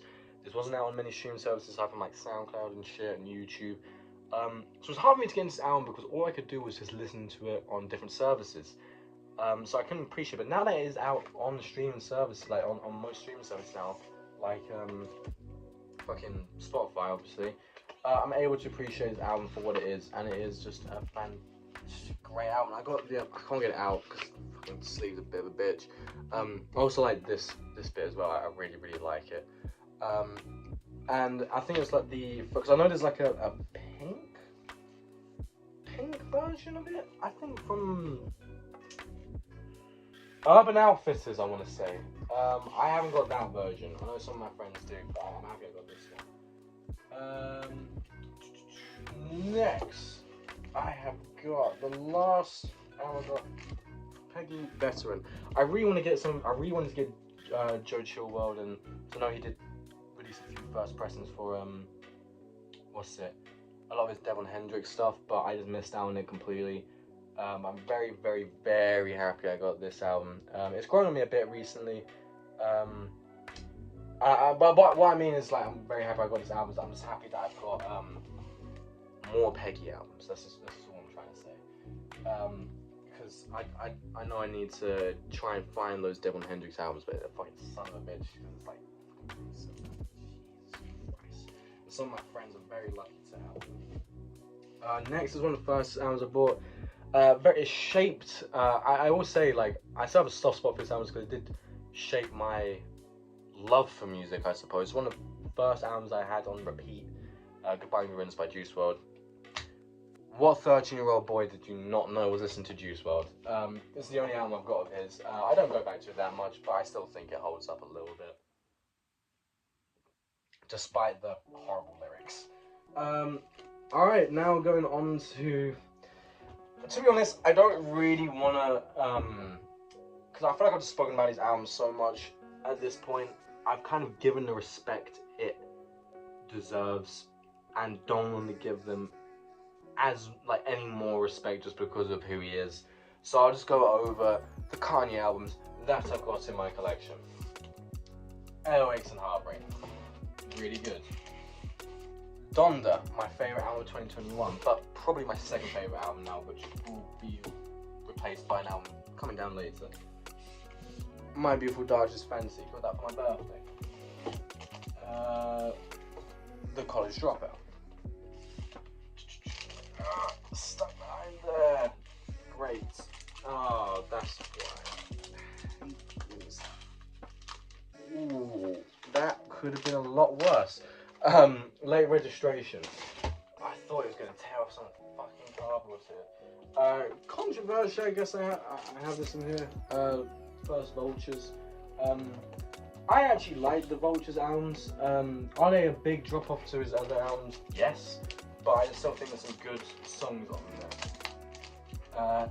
Next, I really need to sort this out. I'm aware I'm making this video a little bit more awkward than it needs to be. This is my favourite Kanye album. Yay, listened to this again recently, still holds up.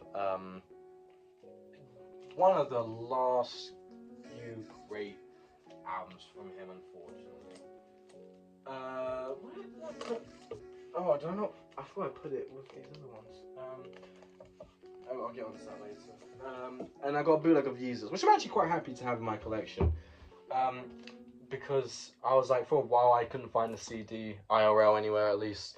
But I'm happy that I got it on vinyl despite being a bootleg. And it actually sounds pretty good. For bootlegs. Okay, next. Oh my god, it's the Stranger Things album. What? Hounds of Love by Kate Bush. Unfortunately, don't love this album as much as some other people. But I still think it's got a lot of great songs on here. I think the self-titled song on here, Hounds of Love, great. Obviously, Running Up the Hill. What is that to say about that song? I got a nice little compilation of Kate Bush as well. Here's the album I was talking about. Kissy Ghost. Now, this was also one of the first vinyls I ever got, along with the Daughters album. You can tell I was a bit of a Fantano fan. This album, I listened to it recently. It used to be for a good, like, I'd probably say for about maybe for about 4 years, this was my favourite album of all time. Now, it's gone down a bit, but it's probably still lingering in my top 10 somewhere. This genuinely did change my life. It was one of the first albums, I think it was the first album I actually ever reviewed on Snapchat story. But this changed the trajectory of my life. It really did. So I always have love for that album. Always, always, always. Next, one of my favourite albums from this year as well. I got this in Leeds. I got the Pop 2 album in the same record shop actually, and Live at Bush Hall, I think, in the same record shop. Somewhere, I can't remember what it was called. Space Heavy by King Cruel. I still really need to get into his discography more, because I really fucking love that song and some other. I really love that album and some other songs. Now, I'd probably say this might go down as my favorite Kendrick album. I think this has a good case for being his best. Obviously not culturally and for what he did for the genre. Obviously, T-Pab is T-Pab. I think his top three has got to be between this, Good Kid, Mad City, and T-Pab. I think you can't really go wrong with whatever order you decide. I just think Mr. Morale is probably my favourite. But obviously, it's one the other vinyls I first got, To Pimp a Butterfly. I also got this in Brighton. The only box that I've got, the Kid Cudi trilogy with all three Man on the Moons. I got a really nice poster on it. I love the first Man on the Moon so much. The other two, I like, but man, that first one just overshadows it. But I really wanted to get it because I saw this in Cult Hero. Always wanted to get it. One of the most expensive purchases I've ever had. But I was like, if I'm gonna get any box set, I remember seeing this like ages ago as well. Like genuinely, I can't remember how old I was, but I remember this coming out like a while ago from what I remember, and it didn't come to my record store until like about last year. Sorry. Nice little Kinks album. Don't really listen to the Kinks that much, so I'm gonna put that straight back. I am seeing this group in Wales in a festival called Green Man in August, and that is Kneecap, and I got a nice little sign there. Also, really, this is one of my favorite pressings. Like, I probably go as far as to say this is my favorite pressing. And you can already guess probably what it is if you don't know already. This is an Irish group, and like, yeah, like, come on, that's such a fucking dope pressing. I love Kneecap so much. I can't wait to see them because they did come to Brighton for a festival, I believe it was, and one of my close friends went to see them live. In said festival, but I think I kept pushing it, and by the time tickets sold out, I couldn't go see it. So again, it was a fault on my end. I think it might be one of those things where, like, I think I might have just had some money issues back then and just plans, etc. But I'm very happy that I know it will be confirmed to see them live in August. So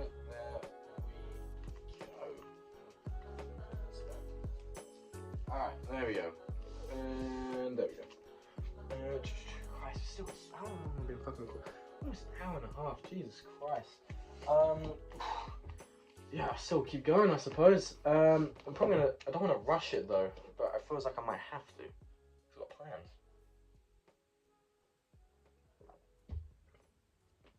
Heyo. One of the most recent albums I also got, I got a gift voucher for the record shop Resident in Brighton. Probably my second or third favourite record shop in Brighton. And I kept meaning to give this album. Thought, hey, I'll use a voucher on this. It's one of my favourite songs of all time in here. One of my favourite intros, which is obviously Dance Yourself Clean. It's a fantastic album. It's one you have to dance to it when you listen to it, in my opinion. Next, I can't lie, I'm not the biggest fan of this band at all. But I just happen to have a lot of albums from their discography, and that is Led Zeppelin. I'm not really knowing so much just because it's just not really my kind of rock. That's just it. And Robert Plant is a nonce. So, but again, who am I to say what you should have in your record collection when I have fucking Kanye West? But yeah, it's not a huge fan of Led Zeppelin. Not a huge fan of that kind of rock. So. Next, Lil Wayne, The Carter 3. This album is great. I see a lot of discourse around Lil Wayne and whether he's good and stuff. And I'm like, you just haven't listened to this. Lil Wayne, you know, one of the most influential rappers of all time, one of the most influential albums of all time, and for good reason, because it is a classic. Next, Let's Start Here by Lil Yachty. I got a poster up there. I feel like if I actually revisit this, I'd probably love it a bit more. But I think around the time, because it was such like a... Everyone was fucking talking about it. It was hard to escape it. I think my love for it kind of deteriorated just a tad bit for that reason, which is a stupid reason. But I think that just was the case. But I still think it holds up. And I I think this is probably his second best album. I probably got Lil Boat still over it. I fucking love that mixtape. I got this in the last record fair I went to in Brighton. Nothing to Prove. Lil Yachty again. I just really want to get a lot of his albums on vinyl because he has been one of my favorite rappers for quite some time now, to be fair. Ooh. No, when I was talking about soundtracks, if I had to order them, out of the ones I've got, and I think, I don't know whether the Cowboy Bebop soundtrack would be in my top 3. It probably would be. But another one that'd be in my top, like, this is for sure my second favorite soundtrack of all time. Let me make that clear. Whatever I said at the start of this video, scrap that. My second favorite soundtrack of all time has got to be Lost in Translation. I got the Record Store Day exclusive, and I got a nice little OBI strip, yes. And it's got this little, like, if you've watched the film, then you know this is like a pretty nice little thing to have. But I'm not going to spoil it if people haven't watched it. But I get this, you get, oh, what's that little envelope? And obviously, if you've watched the film, you know what this signifies. I am in love with the film. I'm in love with the soundtrack. It helped me discover some of my favorite songs of all time. And one of my favorite recent bands of all time. And that has got to be Jesus and the Mary Chains. I really love the song Just Like Honey. It comes at the end of the film. I remember watching it and just fucking bawling my eyes out, just crying so much. Like, it's been a while since I cried to a film that much. I remember listening to it and being like, oh my god, this. I remember listening to it and being like, this is fucking amazing. And I listened to Psycho Candy fairly recently, and it is just as good. It is a great album. Next, also another incredibly underrated album. Probably my top 5 most underrated albums of all time. And it only came out last year. It's in my top 5. I think it was my 5th favorite album of last year. Next, Existentialism by Lovely Eggs. I had the privilege of seeing this band live in Brighton. I only knew them just because my mum liked them a bit. But I heard the riff for Nothing Everything, and that changed my life, really. Like, it's such a great guitar riff. I'll tell you my favourite song on the album, My Mood Wave.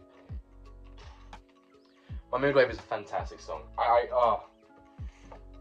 listened to that so much last year, man.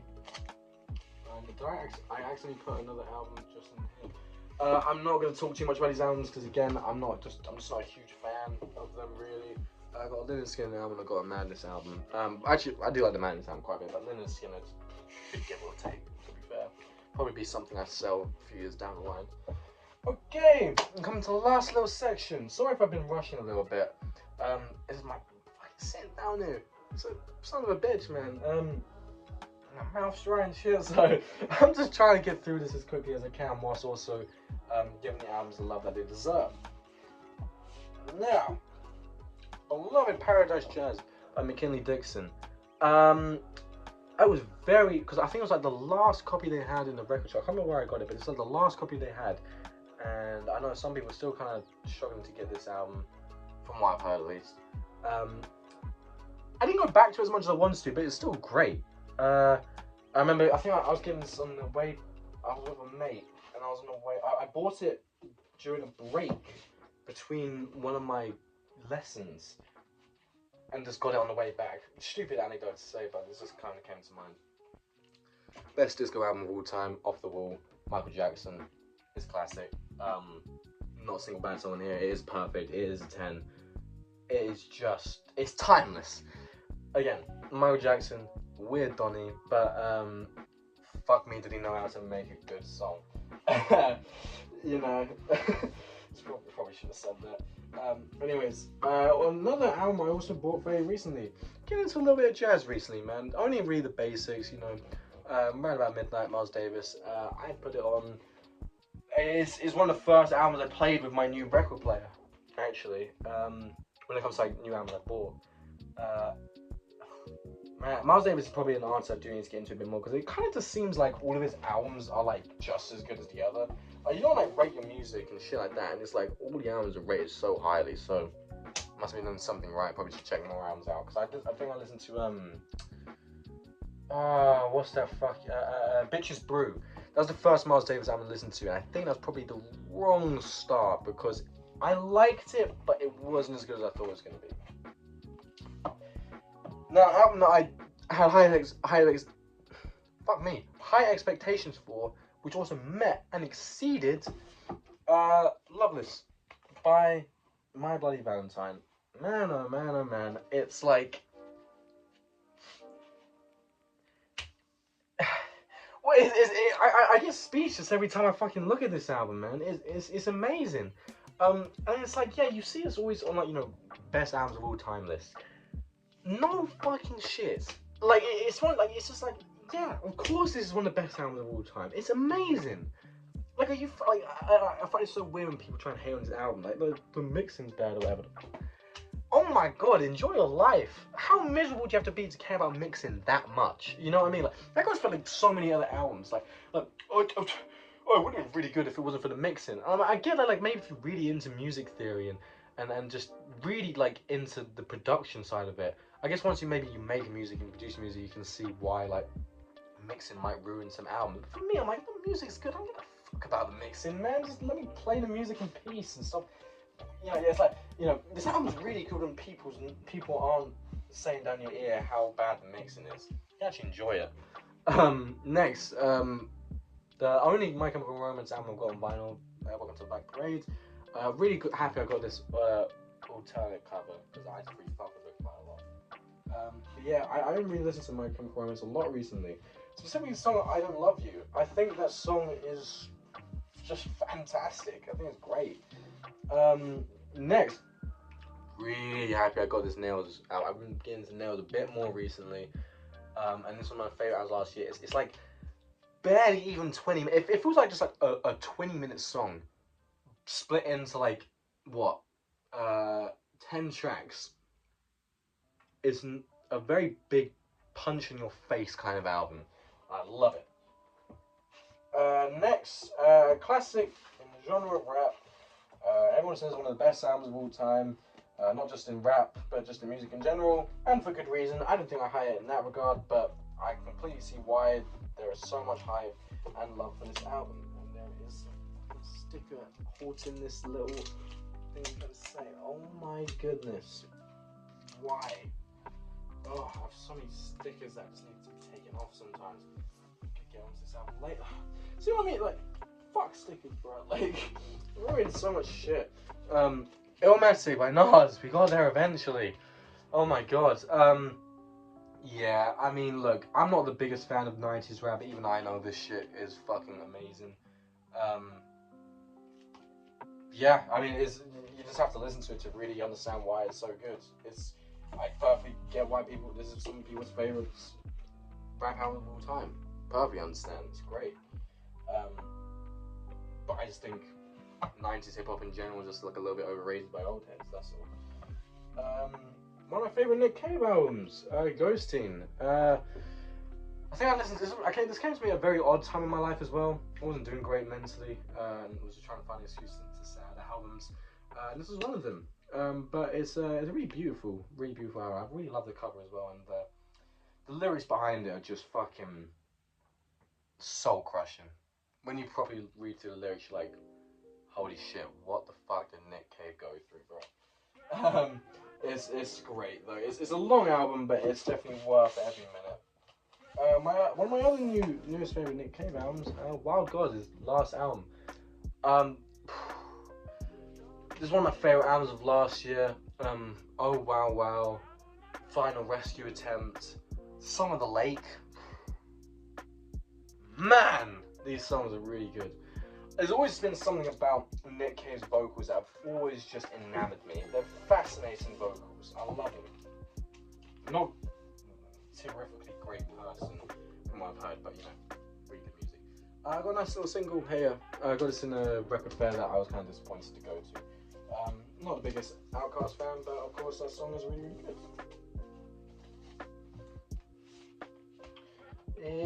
Next. Now, I have been getting into this band a hell of a lot recently. and for good reason. I feel like this kind of happens for most people that get really into music. Kind of, when am I gonna start listening to Pink Floyd?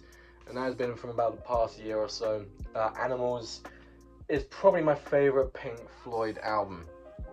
But I've been listening to. I really liked Source Full of Secrets recently. That's been the album I've listened to the most from Pink Floyd as of recent. Of course, Wish You Were Here is Wish You Were Here. But I'm really just getting into the whole discog. And this album, I remember when I first listened to it, I was like, this shit is mid as fuck. It's a 7 out of 10 at best. It's boring as fuck. And it wasn't even because I liked long songs. I fucking love long songs. Again, Beach Life and Death was one of my favourite songs all night long before listening to this album. But then it really hit. And I listened to Dogs. And that fucking guitar riff. Oh my, like you know the one I'm talking about. The little break. It's just, every time I need to pause whatever I'm doing just to listen to that one little bit. It's fantastic. I mean, Pink Floyd are just Pink. I've been getting so into their music recently, and for good reasons. It seems like every album I listen to right now is not failing.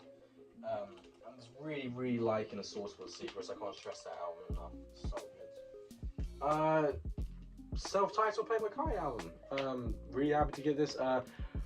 Let me go on a bit of a tangent about music. The new Playboi Carti album. It was not worth the wait. I'm not the biggest Playboi Carti fan, but even I was really just, the singles were so good. 2024, fantastic song. I'm like, this might be his best album. 5 years. Come on. Please. Just give us something. And is it a bad album? No, it's not a bad album in the slightest. I think it's a good album. But it's just such just slightly better than average trap album. Which is good. But, you know, like, it doesn't do anything exactly new. You know what I mean? Like, aside from the singles, it does, like, it was just a bit of a letdown for me, man. And I'd probably put it, like, again, all the Playboi Carti's albums are at least an 8 or above. But I think his music is probably his worst. I've got this over at 100%. Woke Up Like This is probably my favourite Playboi Carti song. Brings back a lot of happy memories from one particular summer that I just hold very dear to my heart.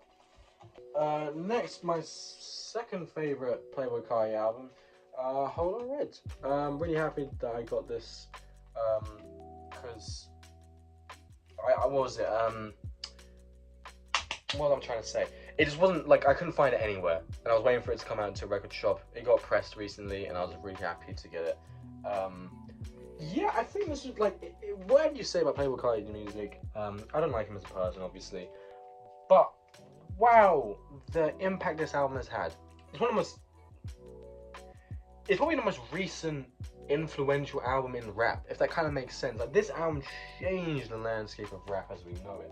For better or for worse, however you feel about, like, rage rap and shit like that. In my opinion, I really like that kind of shit. Some of it is very bad, don't get me wrong, some of it is very bad, but when it's done very well, masterpieces are made. My favourite album of 2021, this album I was referencing to a little bit earlier, Nurture by Portia Robinson. This album is special. This album is special. It amazes you that this guy had writer's block for so long. So I think like he released an album like 2013, 2014, didn't release anything, no full-length releases, up until 2021, and you're like, where was the worry coming from? Like, of course, I get why. I'm just saying that as a joke. But this album is, like, I only discovered Paul Robinson from this album, but I can only imagine how original Paul Robinson fans were feeling just waiting for this album. And this will be the most, if I was a Paul Robinson fan at that time, it would have been the most worth the wait album of all time.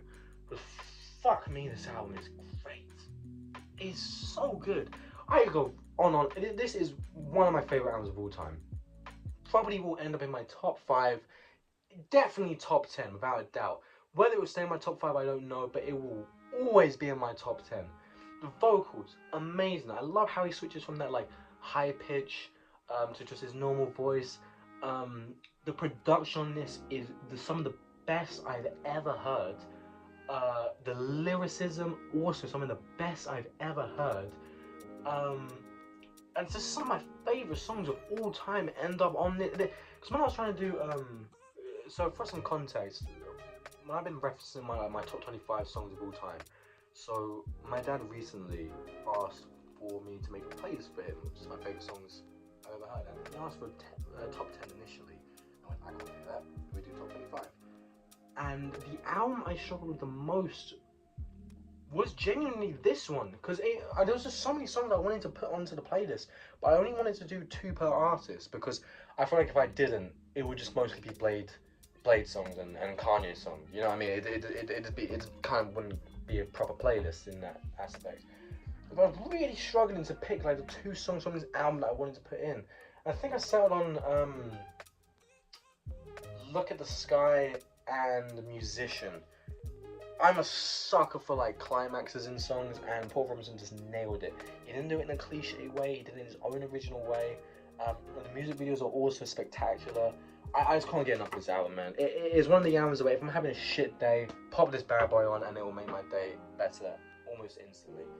Paul Robinson is an absolute musical genius, and I can't believe he has such a small discography due to his writer's block that he suffered from. It's just a fantastic. Again, you can tell by how much I like that album, just because of how emotional I get sometimes when I'm talking about it, because it's just that good. Not so good album, very overrated one, Prince Purple Rain. Couldn't give a fuck about this. Need to get rid of it. Which I know some people be like, what? It's one of my favourite albums of all time. No. I don't like that album really at all. I think the debate between him and Michael Jackson is, quite frankly, disgusting. I think because one thing, like, if you want to get personal about who they were as people, both of them weren't that good people, so we can get that out of the way. But we're talking specifically about music. Michael Jackson fucking clear. It's like, come on. Music is music at the end of the day. You like what you like. Think Prince is better. You think Prince is better. That's cool. I just think when it comes to the biggest music debates of all time, I find it so hard to believe that there is a debate around it. In my opinion. One of the rarest albums I've got in my collection, Marciology by Rock Marciano. I think this was limited to, I believe, 500. I wanted to get the Toxic Green pressing, but it sold out very quickly. Very happy. Rock, bro, you gotta get better at your shipping, man. I ordered this bitch in March and it didn't come until like late last year.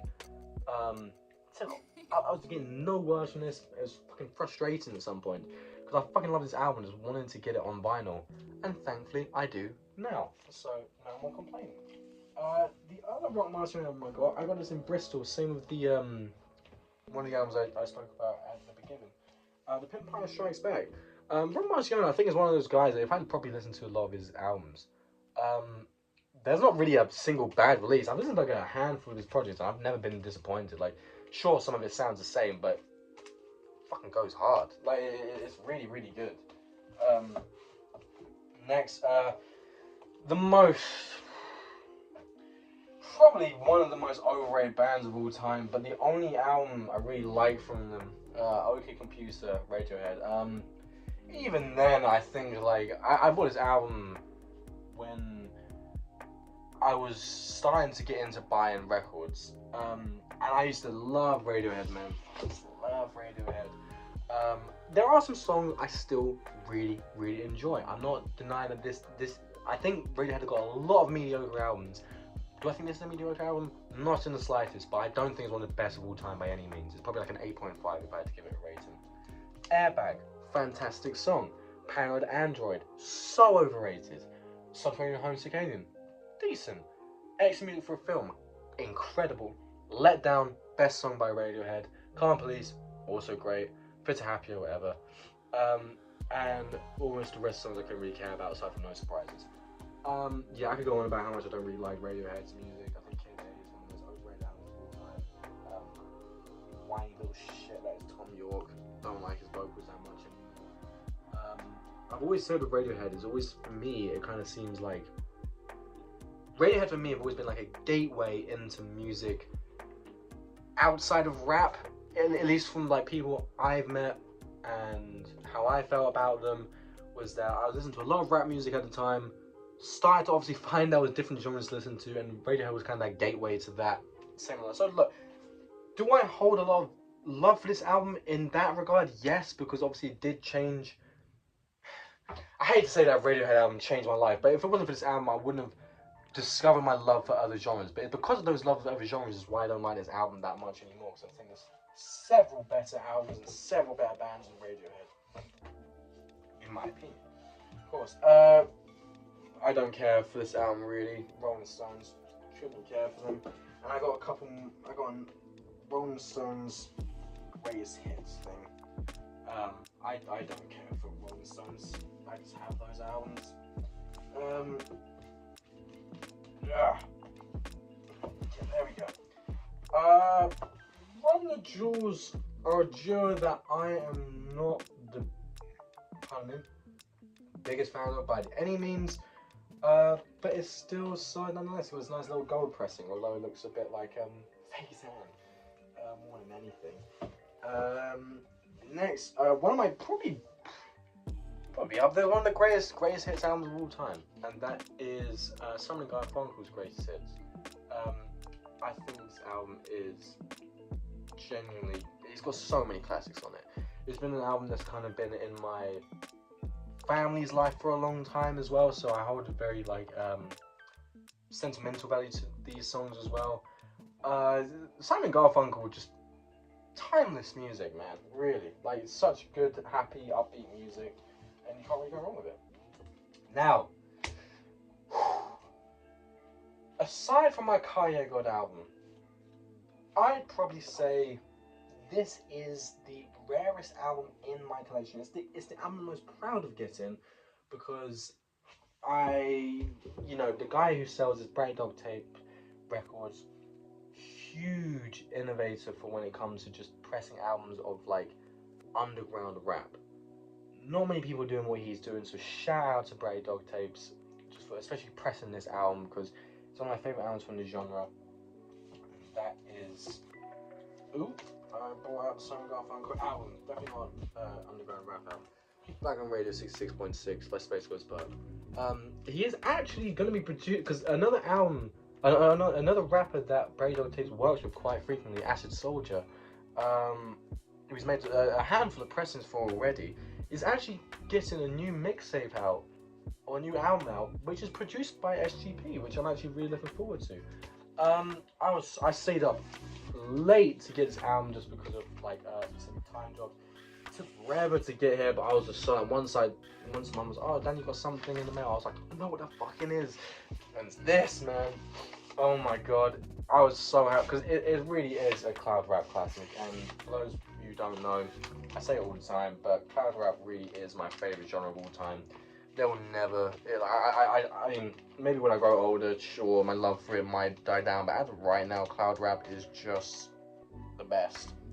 And without this album, the genre wouldn't be the same. It's incredibly influential, and look, SGP now is a bit of an odd bloke, I'll say that for sure, but he did get fucked over by A$AP Rocky, in my opinion. I think he should have been a lot bigger. He was one of the first artists I discovered about. I was like, fuck, he should have been bigger. You know what I mean? Like, he should have been bigger. But to be fair, it was A$AP, kind of A$AP Mob's fault, but also his own fault. Like, I'm not denying that if it wasn't for his actions and not really kind of progressing with rap, things might have been different. But he's still regarded as obviously a legend and an icon in the genre, because the albums are really, really good. Sushi and the Banshees, I listened to this album like twice, and I just think it's okay. Don't really have too much of an opinion about it. There's a couple of albums damn it. I meant to pull this out before. Another soundtrack I really like, Neon Genesis Evangelion. I got a nice little post outside because of it. Saw this in Resident, I think it was, and thought, hell yeah, I'll get that. Neon Genesis, I mean, look, I have some friends that fucking love that anime, man. Good reason. It's soul crushing, I'll say that for sure. Next, Slipknot's self-titled. One of the only few nu metal albums I really like. This came to me when I was like 12 years old. My friend Harley introduced me to metal music, and to be honest, I still kind of fuck with this. I hate to admit, I still kind of fuck with it. I don't fuck with a lot of Slipknot's recent stuff. I think it's kind of boring and just repetitive and shit like that, and just not really doing anything new. But this album is great. I love this album. I just love watching videos at the time, but like, I've always wanted to see Slipknot live as well. Like, I think it's a great experience to witness firsthand. Next, recent controversy, man. Slow Tie Ugly. I got this from my dad. Because I mean, look, I like the album. I like Tyrone. But I'm not going to speak too much about it because I just don't really know what's going on with the whole situation, if you know it already. So I will look over it. Not in that. I said that badly. I mean, like, I'm going to move past because I don't know enough about it, so I don't want to spread any misinformation and say anything wrong. But yeah, I just have the album. Next. Yeah. I am really happy. This is one of the other sort of, kind of, I would say it's one of the rarest albums I got in my collection. I got this in America as well. This isn't a bootleg, in fact. I thought this was, but it isn't. Stone Cold Cooks, if he just had a few, like, cause if he's had a few more albums under his belt and on streaming services, man, oh man, would be one of my favorite rappers ever. And he's got such a unique voice. He's got such a unique voice. And he's like the duo between him and Westside Gunn. I mean, I could go on about that duo so much, but this like solo Stone Cold is so good, and the fact that it's produced by Rock Marciano as well, just still blows me away to this day. Next, one of my favorite indie albums of all time is this set by The Strokes. One of my favorite songs of all time, Hard to Explain, which is also in my top 25 songs playlist thingy I made for my dad. Man, like it's like they are kind of like, I would say that indie music goats. It seems to be like the guys that like are held highest in that genre. Swans, White Light from Mouth of Infinity. I got this album, one of the first albums I got in Brighton actually. I think I got this just before I actually moved in. Maybe. I can't lie, I like Swans, but this album is just a little bit boring. Probably will sell it in due time. However, this Swans vinyl though, wow, The Beggar is really, really, really good. I got a poster of it up there. One of my favorite albums from the year. I still kind of need to get into Swans music, but I think for me, it's kind of like one of those things where like you either like it or you don't. And as much as I would love to be a fan of their music, I just don't think I'm going to be as big of a fan as I want to be. That's what I'm trying to say. But I still will appreciate some of the albums, like I do The Beggar. But I'm still yet to listen to Be Kind and Soundtracks for the Blind, and I can picture the album covers. I just can't. I can't say anything about them because I haven't listened to them. I got the specials, little like EP. I fucking love Ghost Town. Great song. Is it just as good as the Kanye West one? Obviously, it's not a cover, but you know, that's up for debate. Back to Life by Tybo Digital. One of my favorite covers, man. I mean, come on, bro. Look at this shit. It goes so hard. I've always wanted to see Tybo live. Tybo is the only Drain Gang member I have not seen live yet. Still waiting for him to release the album because it's been almost 3 years now since we got a solo Tyboy album. Man, I am waiting for that day, and I will wait patiently. Next, Legendary Member by Tyboy as well is my second favorite. Is this my second? I think I might actually have Back to Life higher than this now that I really think about it. Yeah, I'd probably say this is my third favorite Tyboy album actually. But it's got some of my favorite like Tyboy songs on it, if that makes sense. Like, Kiss Me Through the Scope is probably like up there, like top 5 Tyboy song. Man, it's such a happy song. I love that song to death. But my favorite Tyboy album, Tiger, his debut. It is a 10. It's perfect. It's better than E. do what you will with the information, despite having an Echo 2K tattoo. I think this is better than E, without a doubt. This is such an underappreciated album when it comes to like Drain Gang fans. I feel like everyone goes straight to talking about Blade, Echo, and Young Lean for good reason. Obviously, I'm not saying. I think all of them are genuinely just as good as each other. I think Tyboy just gets a little bit overlooked, man, just because he isn't as like iconic as the other three. Obviously, I know Young Lean's not a member of Drain Gang, but you know, in that sphere of music talk, Tyboy's music just gets so overlooked, and it is ridiculous. He is criminally underrated. And I just think Tyga just goes so fucking hard. Me and my boy Casper was just talking about the song Shadow Silence the other day. It's fucking amazing. It's another Record Store Day exclusive I've got. The Unbreakable is by 3 6 Mafia. I can't lie, out of most 3 6 Mafia albums, this is pretty underwhelming.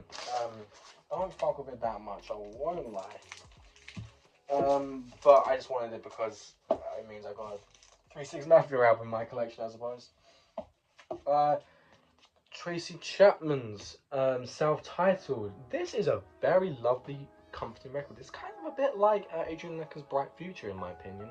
Sort of similar aesthetic, similar vibe, I suppose. I believe it's getting like a 25th reissue in orange, which I might get, just on top of the original pressing that I've got here. I mean, like, Fast Car is one of the most iconic songs of all time, so can't really say anything. Astroworld, one of the first albums I ever bought on vinyl. I got it in the HMV, but it was scratched to smithereens, and I can barely listen to this, unfortunately, so I probably need to get a new version of it. But I'm just like, it's not even, it's probably my third favourite Travis album, so is it like, am I really in dire need of getting another Travis album with vinyl? Probably not. My favourite album of his, Rodeo, basic pick, but man, it changed rap forever. Banger after banger after banger. The closest an album from Travis is to a 10. Although, actually, no, I take that back. It was, for the longest time, the closest we got to a 10 out of 10 from Travis. Until Utopia, because in my opinion, that Utopia was in my top 5. I believe it was my third favourite. Oh, sorry, 20% battery thing. I think it was my third favourite album of 2023, from what I remember from doing the lists. Top 5 for sure, but I can't remember exactly where in the top 5. But Utopia, yeah, this was 100% worth the wait. Holy shit, was this worth the wait. I was just waiting for it to come fucking on vinyl, because my friends got very lucky with getting, some of them have like all the dope like alternate covers and stuff like that. As for the original cover, which I was fine about, of course, because I just wanted this album on vinyl regardless, I think this will go, I feel like give it time. I will probably have it as my favourite Travis album, and I think for most people it might go down. I think this will age like fine wine, this album. I really need to change how I'm sitting, because I'm aware I'm making this really just more awkward for myself. Next, yeah, I don't listen to this album that much anymore. Call Me If You Get Lost by Tyler Creator. I am not the biggest Tyler Creator fan, not in the slightest, but I will say I do think this album is pretty good. I think this is his best album, just because it's the only one that's really like from start to finish. I'm not like, I don't care for Igor or Flower Boy. Jesus Christ, I do not care for Flower Boy. But yeah, I'm not a really huge fan of his major releases, but I'm really happy to have this album though. Another Record Store Day exclusive. I've got Cherry Bomb instrumentals, and this is kind of like I like this era of Tyler, man. I think it's actually a really good album. I think it's a bit overhated in my opinion. I think it's probably in my top 3 for Tyler, if I'm going to be honest with you. It's definitely not his best, for sure. It's probably his third best. I probably got Wolf and Call Me If You Get Lost over it. Yeah, I'll probably have his over his new album as well. I only listened to that like a few times, don't really care for it. Weezer's. Now this album I do really care about, because I think this is a 10. You know, look, it's what guy talking about music on the internet have you not say something about this album? What's been said about this album has already been said. Look, I know it's a very oddly controversial album, just because I feel like Weezer are one of the bands where it's like you like them or you don't. And unfortunately, a lot of my friends don't like Weezer, which I can kind of understand. But for me, it's one of my favorite albums of all time. This is the album, one of the albums I listen to the most from my transition to where I used to live to Brighton. I saw them live, and that was one of the main reasons why I wanted to listen to them, was because I got some tickets for Christmas to see Green Day live. But on top of seeing Green Day live, they had Fall Out Boy and Weezer, and I was like, oh, Weezer, I've heard some good things about them. Let me listen to their music. And then I eventually fell in love with them, and that album, and this album, Pinkerton. I think it's one of those things as well where, you know, when I was talking about like debates in music that I don't know why are debates, this would be one of them, between Pinkerton and oh sorry, that's a messenger. Between Pinkerton and the Blue Album. The Blue Album fucking clears this album. However, this is still a really, really good album. Across the Sea and El Scorcher, some of my favorite Weezer songs. Really just like, they came to me at a very, you know, down time in my life, and just kind of were just there for me in a weird way. They really resonated with me, especially like El Scorcher. That song really resonated with me. The Who, to be honest, it's okay. I'm not really a huge fan of The Who. Don't mind some of their older stuff, but that's really it. Okay, again, right near the end, a lot of these albums I actually love. I love the W onwards section of my collection. Now, this is real. Griselda Ghost by Westside Gunn and Conway the Machine. Obviously produced by Big Ghost Lieutenant. I think this is genuinely probably a 10 out of 10. This album, or this EP, I suppose, is fucking amazing, man. It captures what I wanted in a Westside Gunn and Conway album, and just did it better than I ever thought it could be. I got this in America. On top of some of the other, other Westside Gunn albums. Yeah, I know the Westside Gunn fans and record collection fans are really biting their fingernails to see what I've got on vinyl of Westside Gunn. It's the bit everyone's been waiting for. What? No way.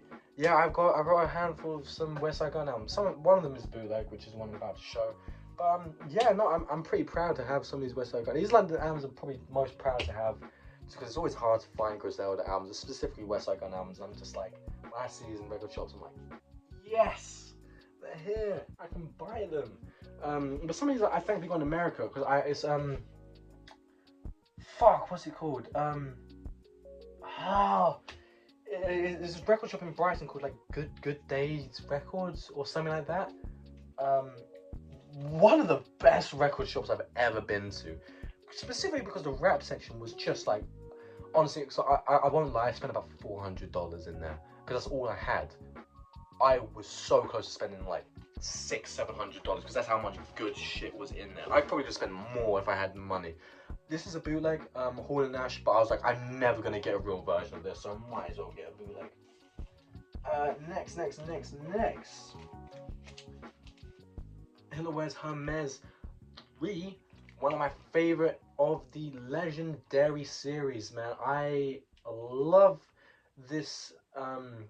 This is one of my favorite like hip hop. What's am I looking for? Like series of all time, and for good reasons. Just Westside Gunn is Westside Gunn. Look, for people who might be shocked a bit about like the album covers and the titles and names, I get that.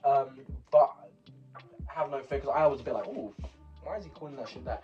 It is simply just a play on words to Devil Wears Prada. It's a bit of a controversial one for sure, but he's not a neo-Nazi, so there we go.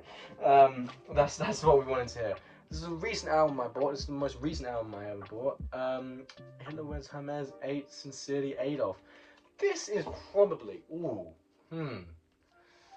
if I were to do a Westside Gunn ranking, this would probably end up in my top 5. If I had to do just strictly on the HWH series, it's probably been my top 2, really.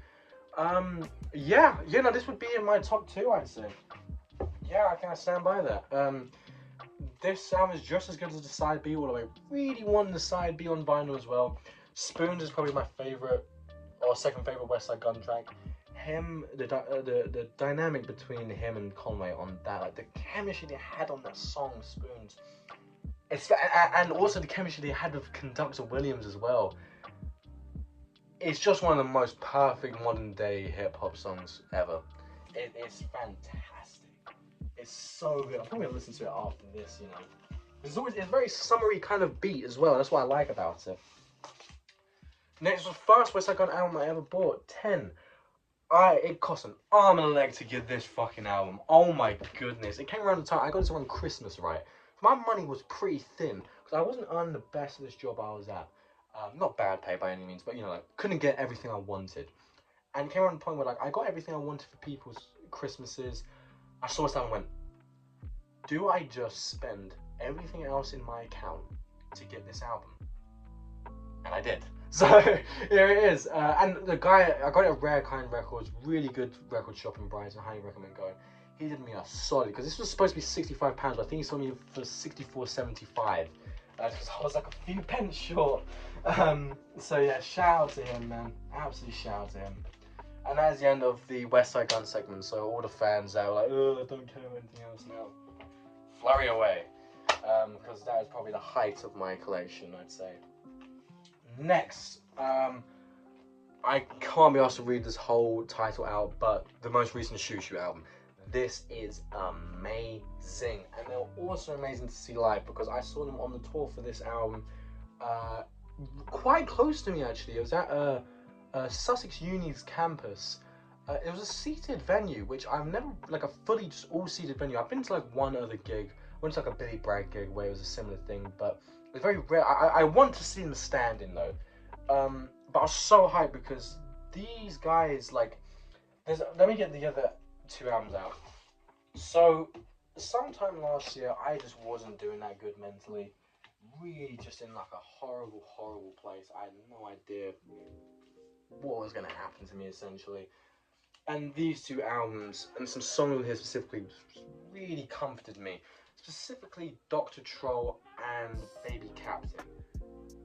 Dr. Troll being on this album, Baby Captain coming from this album. And I got these two albums and a shirt when I went to see Shoo Shoo live. I got the most recent album from Resident. But I just was like, I really got into Shoo Shoo around that time because their music really just spoke to me. I suppose they've had all the emotions tied into songs that I just like. The way my emotions were going, they just seemed to encapsulate it in songs pretty perfectly for me at that time. Next, Jeffrey by Young Thug, man. Obviously, I got it on my arm. That's how much I love this album. But in specific, I love this album cover so much. It is my favorite album cover of all time. I think there'll never be a better album cover than this. I will stand by that. I don't give a fuck about a Cartoon Banana or Dark Side of the Moon. This is the best album cover of all time for what it did for hip hop, for what it did for his career, and just the fact that this is a 10 out of 10 album as well. Like that's just like the cherry on top. And it's the only Young Thug album I've got, unfortunately. But hopefully, once Bar 6 comes out, and if no one buys it on Record Store Day, I will hopefully get it. But we will see. Now next, let me just get all these albums out, because these are the last bit of the video is all Young Lean albums. Wow, this is almost 2 hours long. I thought this was going to be quite a long video. I didn't realize it would be this long. Frost God by Young Lean. Short but sweet. I think it's overhated. I wish, because the original cover of it, I've got it as the sleeve. But I wish that was just the cover. I don't really care for this cover, I suppose. I kind of wish the original was just that, and just like just nothing else. This is the first Young Lean album I bought, Stars. Now, I really, really like this album, mostly because it's got the hidden Playboy Kai feature. That unfortunately just wasn't put on streaming services, probably because Playboy Kai is a bitch. So I'm just happy to have that. I can at least listen to that though. Stranger. Now, see, the thing is with this album, Agony and Yellow Man, fantastic Young Lean songs, some of his best. The album as a whole though, very overrated in my opinion. I just wouldn't sniff probably in my top 5 Young Lean albums. If I had to do a quick ranking of Young Lean albums, I'm gonna put in the collab album, which you'll know in a minute. If I had to do it in order, because I've got some of the albums here, I probably have Warlords. Wait, no. Wait. Would that be in my top 5? No, it wouldn't be my top 5. I'm trying to think of my top 5. It'd probably be Stars at 5, Warlord at 4, Unknown Death 3rd, Psycho 2nd, which might be controversial, and Unknown Memory 1. But speaking of Unknown Death, again, also one of the first this is like the second Young album I think I bought. I listened to this again recently on the way to a This Will Destroy You, seeing them live. I listened to this album on the way, and fuck me, it's still really, really good. I think like that early Young Lean sound, man. I'm glad he ventured out onto new different things. I think if he was still making that type of music today, he wouldn't be as good as he wouldn't be as renowned as he is now. So I'm glad he kind of got out of that music space, I suppose. I don't think I'm making sense here. So I'm glad he kind of moved on. But my favorite genre, my favorite era of Young Lean is still that early era of Young Lean, because again, this is one of my favorite albums of all time. Unknown Memory. It's a classic. It wasn't for the instrumental sections on this, because I think they were a bit like unnecessary, but banger after banger after banger, choruses are crazy. Young Lean knows how to make a fucking hook.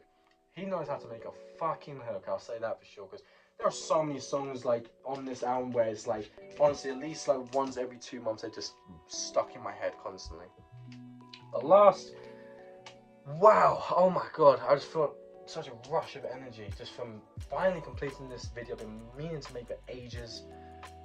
Warlord Deluxe by Young Lean. Love this album.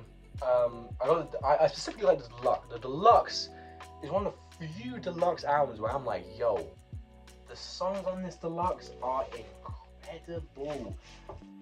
Like, and there's some I'm pretty sure God Only Knows, I believe that's on the deluxe. Correct me if I'm wrong, I think it is on the deluxe. One of my favorite Young Lean songs of all time. It's a banger of a song, man. But yeah, that is all my records. I'm really thankful that I've got this in like my life, if you know what I mean. Like, I'm glad this is a hobby I picked up and not like penny collecting, you know. Yeah, not anything like stupid like, oh no, I'm not gonna. I like people who collect shit, so I'm not gonna slate that actually.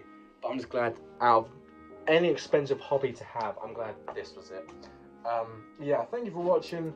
Let me know what your thoughts are on these albums, and just, yeah, anyone wants to talk about vinyl, just let me know, man, because it's something that is definitely, just because of new things that have been happening in my life. I haven't bought that many vinyls recently, but there was a period of time where it was like all my checks was just going to records essentially. So I wasn't using it for anything else, so why not get it on vinyls? So yeah, that's the end of the video.